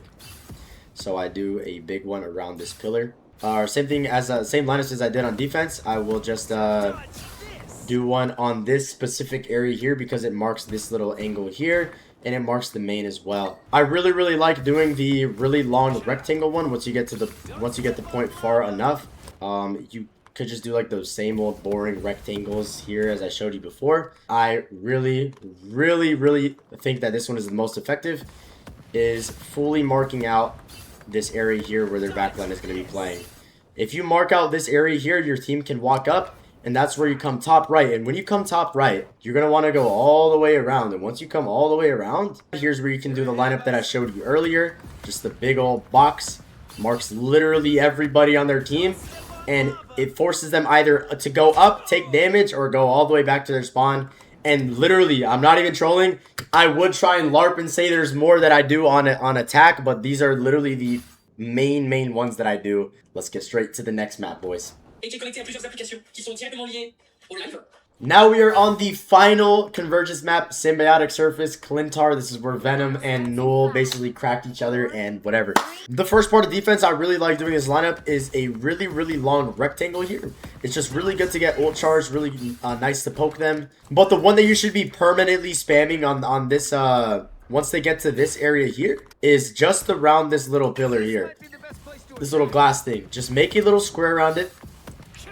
And just permanently shoot them here. This just means that their Phoenix or their Hela or their Bucky, anybody can't really play behind this or they'll take a lot of damage. Once they get past that though, you can do this little triangle here that you should always just be permanently spamming. Like always be spamming this triangle over and over. Because if they walk up, you can just one-shot them. If they stay back, they take permanent damage. They have to play outside of the thing here. Or you can do diagonal thing here, a little diamond here. If they walk up a little bit far, you can also do a little lineup here on the right side. This little square here prevents anybody from trying to go on this off angle here. Once they get past that, then you can just create diamonds in the back line in case someone's trying to dive. You can just play around with your healers and etc. On the second point, there's really no lineups you can really be doing at all. Except for just once this opens up, you can just do a really big rectangle all the way in their spawn, connect it, and then there's like a little small rectangle you can do here. There again on Symbiotic Surface, there's not that much, there's not that many areas to really have nice lineups in. There's just a rectangle here. The rectangle, this is it. There's nothing else. There's no special ones on the second point here. Once the point gets to over here, you can actually break this. Unfortunately, I'm doing this by myself right now, so I can't break it. But you can make a little square here, and then you can connect it through the little barriers here, the destruction thing. And this is AoE here. You can fully mark out this little area if anybody tries pushing towards you guys. And then on the very last point, you know, just a normal square rectangle. Again, nothing special on the second point. Now on to the third point. It's just a big rectangle here is all I do. Just permanently on when the cart is over here, when they're sitting back there. And then in here, when the cart comes here, this is a really hard one to not mess up. But you can do a little lineup inside of here. There's no lineups on the left side at all that you should really be doing. You should be permanently marking the main here. There's no lineups on the right side either. You would be able to actually do one, but this is too high off the ground that nothing will actually connect. So the only one that you're stuck with is a little diagonal lineup here, and that's it. This is all you can do. And on the very last point, you can just permanently put a triangle in the back line, and that should be it for defense. Onto the offensive side of Symbiotic Surface, you shouldn't really be making the triangle thing that I showed you guys on defense, or you shouldn't be really making anything around here because there's no point at all. What should you permanently be doing is trying to make a lineup all on the map. That's all you should be doing. You can kind of do it any way you want, but just trying to get the whole entire map under control is all you need to be doing. There's actually a pretty special one that you can do on this map is you can put one in the corner there, put one in the corner here, and then finally put one right there, and it should fully connect across the map. And this one is pretty OP as well. But if you're not looking to do anything special, you can just, you know, set 2 in their back line and just 2 on their point, and then just connect there, and you should be good. Just permanently spam those 2 or 3 that I just showed you. On the second part of Symbiotic Surface on attack, there is really no lineups at all. There's literally nothing. So all you can really do is just poke people, and then, you know, just make the normal rectangle. But all you can do on this whole entire spot is just the rectangle. There's no other lineup you could do. Literally nothing. So let's go to the last part of the second point of Symbiotic Surface. And this is where you can do a really big box around their whole entire area here. This is forces their supports to you know, go all the way back there, which means they can't really heal their front line here. Third point of Symbiotic Surface, there's not that much you can do here because it's also uneven, and yeah, there's not much you could really work with here except just doing a normal rectangle. You got to be very careful where you put these, by the way, because as you can see right there, it doesn't even connect. So this is probably the worst map for Human Torch lineup wise. All you can hope to do is just make a little square on this around this tree here, and that's it. Or you can do kind of what I showed you on defense, is to just do a little trapezoid in their backline, and then we'll pop that one. Bang, you get all that backline pressure right there. On to convoy maps. Let's go! We have officially started the convoy maps. First off, we have Araco. I always start off with this little lineup here. I know I've said this little lineup probably like 1,000 times. It's probably gonna be a little meme in the comments. You can also do this lineup here, but that's if you know they have a extremely brawl comp. But the main one you should be doing on this map, like always, it should be always on your mind, is to just do a very big rectangle covering this whole entire space. The reason why this is good is because they have to play main to push the card. They can't go top left. They have to play main, meaning that you can get a bunch of extra damage on this point here. Man, work over here. Once the cart comes up a little bit closer, you can just do a rectangle all the way back here. Rectangle equal good. And then once the cart reaches over here, you can do a little trapezoid of your lineup. This is really the only one you can do. You can maybe start your lineup here, but that's only if they have divers and you can play around your right clicks to defend yourself. On to the second point of Araco is just a rectangle. That's it. You can maybe extend it to the right side, but it's not really necessary. You can mark the height as well with your lineup. Just put a very long rectangle. And this one is really good to mark all the height for Phoenix. You can't really shoot the top left, put a lineup here at all. There's really no point. This is a very niche lineup that I'm showing you right now. You can connect it in all of these four corners here. It's like a little box. You can, of course, do a box around this part of the map. You can't fully connect your power prison on this particular spot because it's more than 2 meters above the ground. So if I try and connect this, it won't connect. As you can see the bottom right of my screen. The last part of this point, you can just do a rectangle, exactly how I do it. You get that whole entire left side, and you get it main as well. It's a good lineup. Third point of a Racco, just a normal rectangle again.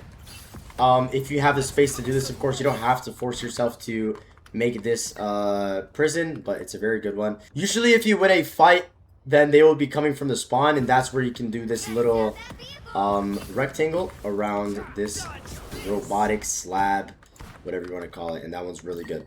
You can't connect anything on this one because it is an elevated surface, so that you can only rely on making a rectangle in this area here. The lineup that I'm going to show you now is my favorite one on a Racco defensively. Is just a box all the way to the right or to the left side of this teleporter. So anytime somebody TPs, anytime somebody tries to TP, anytime anybody tries to do anything in this whole entire area, you can mark. And when this power prison is down, then you can mark the high ground as well. The last one you should be doing on defense is a really big rectangle all the way to the teleporter, all the way from your robotic tree thing. And this marks absolutely everything. That does it for the defensive side of a Racco. Attacking on a Racco, the very first thing you should be doing is going for this long rectangular one to force them off of height. Then you should come to the back line, go on a little flank, and then do a small rectangle all the way in their back line. And this forces them 100% to get off height. And sometimes they don't even know that you're back here, so they walk straight back into your power prison and they'll just blow up instantly. You should always be spamming the out of this lineup. Same thing here, but this one's a little bit different. I like doing this lineup pretty different. First, you want to put one in this corner here. You want to put one in that corner there. And then next to the jump boost. And then in this area here next to the TP. And all of this becomes yours. And this forces them to play in this little corridor, which you can one-shot. You should just be spamming that one consistently, like always. Second point of a Racco, you're basically never even stuck here. But if you do get stuck here, you do the same exact lineup as I showed you on defense. Just this little box around this box. And when you're on height, you just want to spam this lineup here, this little rectangle. This forces them to go into here or go into this area here. It kind of gets them out of this high ground choke point. I'm going to show you the best lineup that you could possibly do on a Racco. You're going to put one here, there, right there, and then you're going to want to put one right there. And what this does is it marks fully the left side and the right side of the points of entry. If somebody goes left, you know that they go left. If somebody goes on the right side, you know they get right side. And if they have like a little rocket respawn or any utility back here along this wall, it all breaks. You can also just do a regular rectangle like I've been showing you throughout this whole entire guide. And you can fully mark out the left side of this whole entire pillar. And this becomes yours. This is all yours. You buy this space for yourself and you can go for all these kills on anybody on the left side. Third point for Racco, you can't do this, you can't do any lineups here because it's on an elevated surface. So you can only rely on this bottom rectangle here. Or what I like to do is I like to fully pressure the high ground of this area and put a rectangle here. So if they have any hit scans or anybody just sitting on height, because people like to do that, you can fully mark them out too.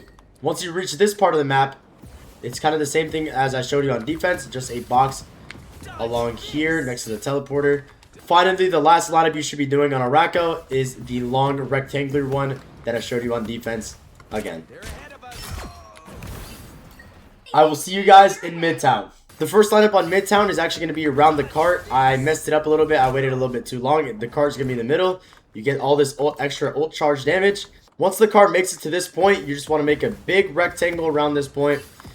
So you get all of the pressure on their back line, and you end up dealing damage to whoever's on cart and whoever's in the front line. Same thing here. You want to bring it back with you. As soon as they keep taking space, then you keep moving your power prisons to wherever they're walking into. This rectangle here is really good. Same thing here. You want to keep bringing it back. As soon as the cart keeps coming, you keep bringing your power prisons back. Meaning you would do one around here. But here's where actually you can get really creative. So you can use this right side of the point to your advantage and create a PYRO prison like this. This one is really good, by the way. Same thing with this bus here. You can connect it all the way to the right side, and a big box here will deal damage to everybody who was on the point. Back it up, Terry. You're going to keep bringing it back, following the cart with your PYRO prisons. Big old rectangle, big old hallway means a big old PYRO prison on the cart.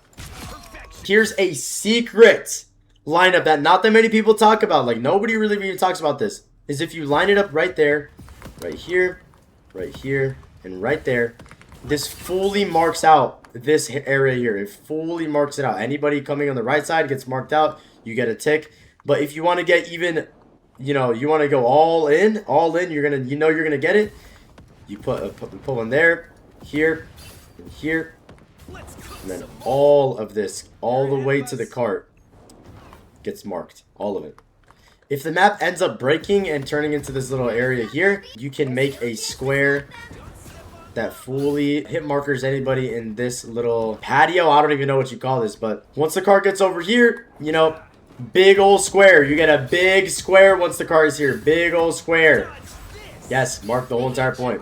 You can also do a rectangle where I'm moving my crosshair right now. You can't do any lineups where I'm showing you right now because it's an elevated surface. But as soon as the cart comes up here, you can do a long rectangle, long and veiny rectangle. As soon as the cart gets in between this and this wall, here's where you can make a square marking the whole entire spot. Meaning anybody going to the right side, obviously I messed it up a little bit there. Actually, I got it. You can hit marker anybody on the right side, anybody on the left side. And if you really want to get creative and you really have full confidence in yourself, then you can start it all the way over here and stretch it all the way along this corridor. Car ends up here, big old rectangle. Rectangles are your best friends. They are your lovers. You crack rectangles for breakfast. You can make a square here, which fully marks anybody trying to go on the off angle on the right side. And then on the final point here, there's two lineups I want to show you. Obviously, the rectangles first. You know, just the same old boring rectangle. And finally, right here. All that gets marked. And that's it for defense on Midtown. Attacking on Midtown is so good for Human Torch. I love it. There's so many ways that you can make some space for your team. First one I like to do is this square, this rectangle. You're going to keep going forward with your lineups the more the cart moves forward. But if the cart stays stationary, of course, you're just going to keep using the same lineups. This one, lots of space. But let's have a scenario here. They have a penny mine over here. They have like 3 healers over here. What you want to do now is do your lineup, which connects all the way around this car in this area here. So you will pressure them out of this area, buying all this space for your team. Next up is around this ambulance. Around this ambulance. This connects, you get all that space. And once you get to this part of the map, then here's where you can do a very nice lineup. It's around the bus. You buy all of this space. All of this space here gets, it's on fire, AoE damage. It's actually insane the kill potential on this part of the map with the lineup I just showed you. No, cap it. Dude, cap it! What are you doing? If I didn't get brutally killed by my partner in crime here, I would have been able to show you this one. It's kind of the one that I showed you on defense. It's the exact same idea, except it's way better on offense. I'm gonna get my get back, and let's show you the next one here. Of course, you can do the rectangles. You know, you can do one facing that way. You can do one coming to here. But the one that is really good for offense on Midtown is this lineup right here. It marks both of the entry points for the enemy teams. What? You're in a dogfight? You're dead? It marks both of the entry points for the enemy team. It forces them to go top left, top right. But if they walk into here, you can one-shot them. Past this is where you can do the exact same lineups that I showed you on defense, but you know, in an offensive way. Don't step on lava. Almost there. Don't turn back now. Let's cook some more. If any of their healers are trying to play on the health pack there, just make a lineup around that box. Last but not least, this lineup around the Avengers symbol, Fantastic Four. We'll wrap it up for offense on Midtown. Let's get into the second to last map. So guys, for the last two maps, Spider Islands and Yggdrasil Path, I will have one of the best Human Torch players in the world, Mbort. I'll hand it over to him. I hand over the torch to do the last two maps. Don't leave yet. Don't leave yet. All right, take it away, Mbort. Take it away, Mbort. Alright. Okay, I'm ready. I'm the brightest Alright. in the sky. Alright, so the first lineup you want to do is at 5 seconds on the clock. You want to put it right there, there, Help get that and vehicle there. to its destination. This hits everyone walking out of spawn. For the second one I do is I do this, this, this, and this.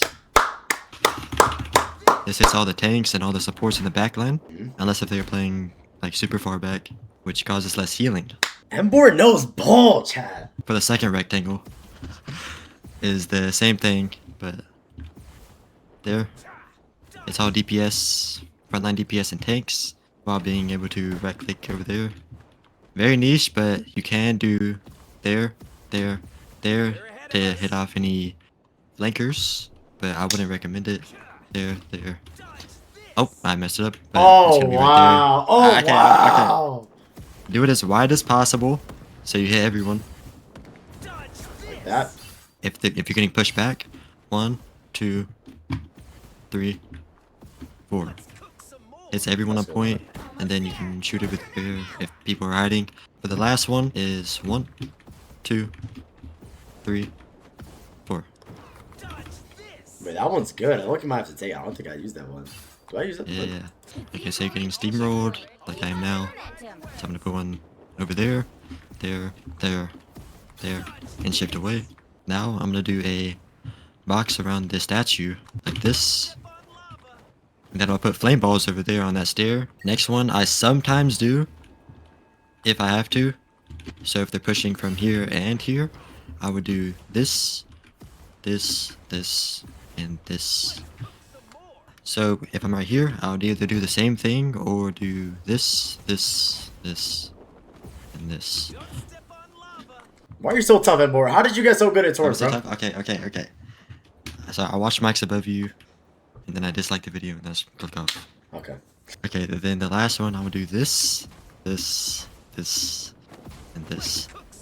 Is everyone on point? Basic. Bro, I feel like a lot of Human Torch lineups are pretty basic, dude. I'm not gonna lie, except for that like one out of like maybe every 50 lineups. That's kind of tough. Only ones are that are kind of different are the domination ones. Yeah, I agree. Then again, simple, basic, rectangle, always works, always does damage. Yeah, you can't really do anything on this part here because it's an elevated surface, guys.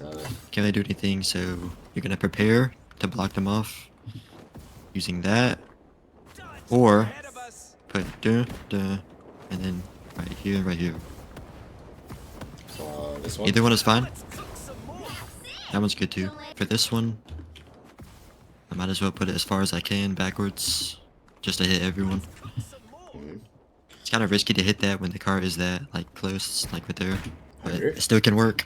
And then for the last one, which is almost the best one, I mean not really the best one, but kind of the biggest one. It's just right here. Oh, I messed up. Okay, cool. No, I got you. And if they're like super steamrolling you, then yeah. This one right here. Nice, Mbort, good bro. Yes. Sir. So the first thing we're doing to attack, I was boost here, right click, hit as far as I can, hit backline and frontline. That vehicle in its tracks. I could make it a little bit fatter, but still works. And then once they push back, I would go up here, and then I would go 1, 2, 3, 4. Hits everyone. Their backline's probably gonna push right there, so I would probably slam, try to kill one, because this map has a lot of cover and a lot of hiding spots. And then when their supports are backed up, then I'm gonna go here, here, here, here. If they're not challenging me up here, then I would just do the same thing, but a little bit smaller, or in a different location. Then I would try to flank, or I would do this, if they're going back there. So what I would do here is I would make sure to hit as far as possible over there and do the same thing I did on defense and hit basically everyone. If they're not challenging me, then I would do this. Let me see. This, this. And then they're back here, so I'll do this. And, or, if they're pushed up back really far, then I'll do this.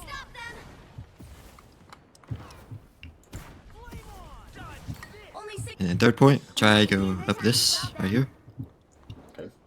And get like a sneaky backline hit, right here. Maybe even slam if they walk in. And then set up for another one. All the way back there. Okay, nice. Perfect. All large three. Hold on. Oh, there you go. As you can see, that's my flame box. You can sometimes get away with this. No, this one is I don't actually know if like, I'd line that up. this one is niche. Yeah, that's super niche and it's very effective. It does I work. could have made it fatter, but you guys see what I'm talking about. So I'll do that. Then again hits everyone. I'll probably play right here just because people will probably hide right here. I could just slam them. That is the end of Spider Islands Attack, guys. We have one final map, Yggdrasil Path. We have one more. We have one more. All right, boys, we are showing the defensive side of Human Torch here. You need to stop that. Alright, if they're doing some spawn card touch, I would do this. Support's probably gonna play up there, but I can still just right click them, they'll still take damage.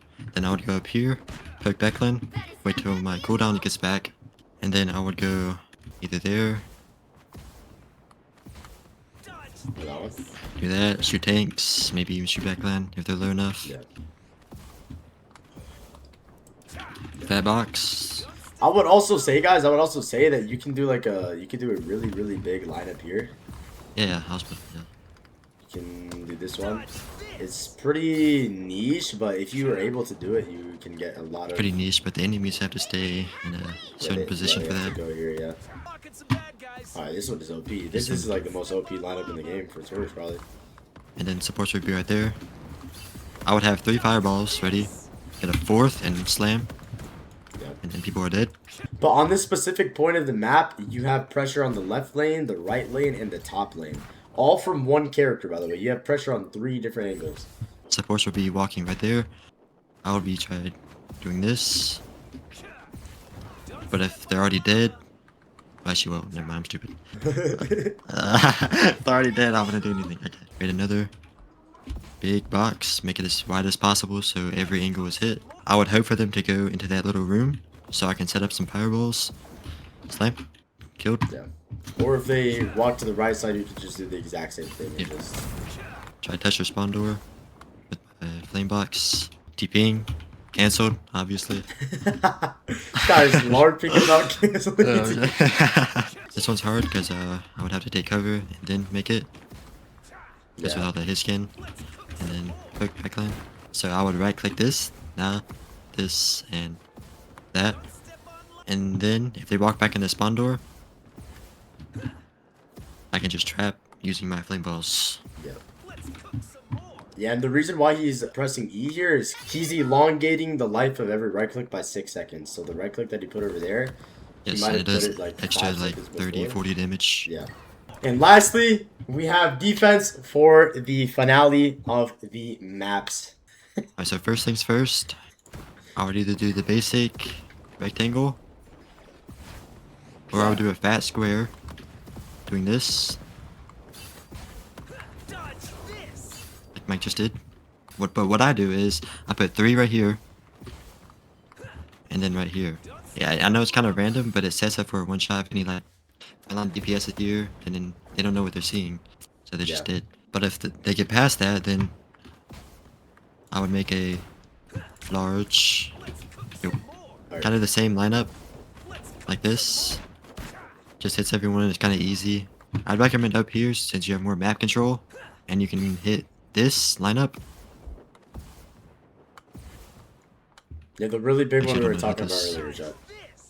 Yeah, I think that hits. Go in it, go in it. It does. Okay, good. that denies any Psylocke, flank. Okay, bro. And if they Gambit, then I just shift backwards and I set up like a Almost there. Don't turn back easy now. box in front of the door, which they have to walk in. Now I would do Down to 30 this, seconds. this, this, this when they are pushing up. And I can start a box here, rectangle. Make sure it's perfect length so they still get Yeah. damaged heavily. You Same just keep it rectangle. coming back, Chad. You keep coming back. You make the Keep it coming squares. back. You make the squares around where the card is, like all the I'm time. just telling you the perfect places to use the squares. Yeah. And you can break that if you're not sure you're gonna hit this lineup I'm doing right here. It is possible without it being broken, but I would recommend breaking it. That hits everyone. I would try to set up here. Hopefully I have flake or something, some resources, Only 60 so I can seconds left. survive. Almost Can you not there. melee me? Don't turn back now. Do some mini. Yo, get away from me. Then if my teammate touches, then I Yeah. and then I would do that. This one's kind of weird, but either I would do this, just a small triangle, just to get a little bit of damage, or I would wait for them for like a few seconds and do a big thing of that. Then I would set up, get that Standing your way. pixel perfect, and then everyone's taking damage again. You know I did. Oh, Oh! I'd make a big box around the cart, So close. and then I would play right here, Your big chance. looking at supports. Bang, everyone's dead. Bro's lunking out. They're all- Tanks fighting a point. Hit him from the back, What? and That is dead. And game. then that's how you win games on Human Torch. And That is how you line up on every single map on Human Torch. Oh my god. And more, Yeah. what you gotta say, bro? I skipped out on deodorant for this. I skipped out on showers, food. I really hope you guys learned something from this guide. I spent an unbelievable amount of time on it. Genuinely, I want to rip my hair out. I hope you guys have a wonderful rest of your day. Please let me know if I missed anything down below. And have a great and wonderful day. Peace.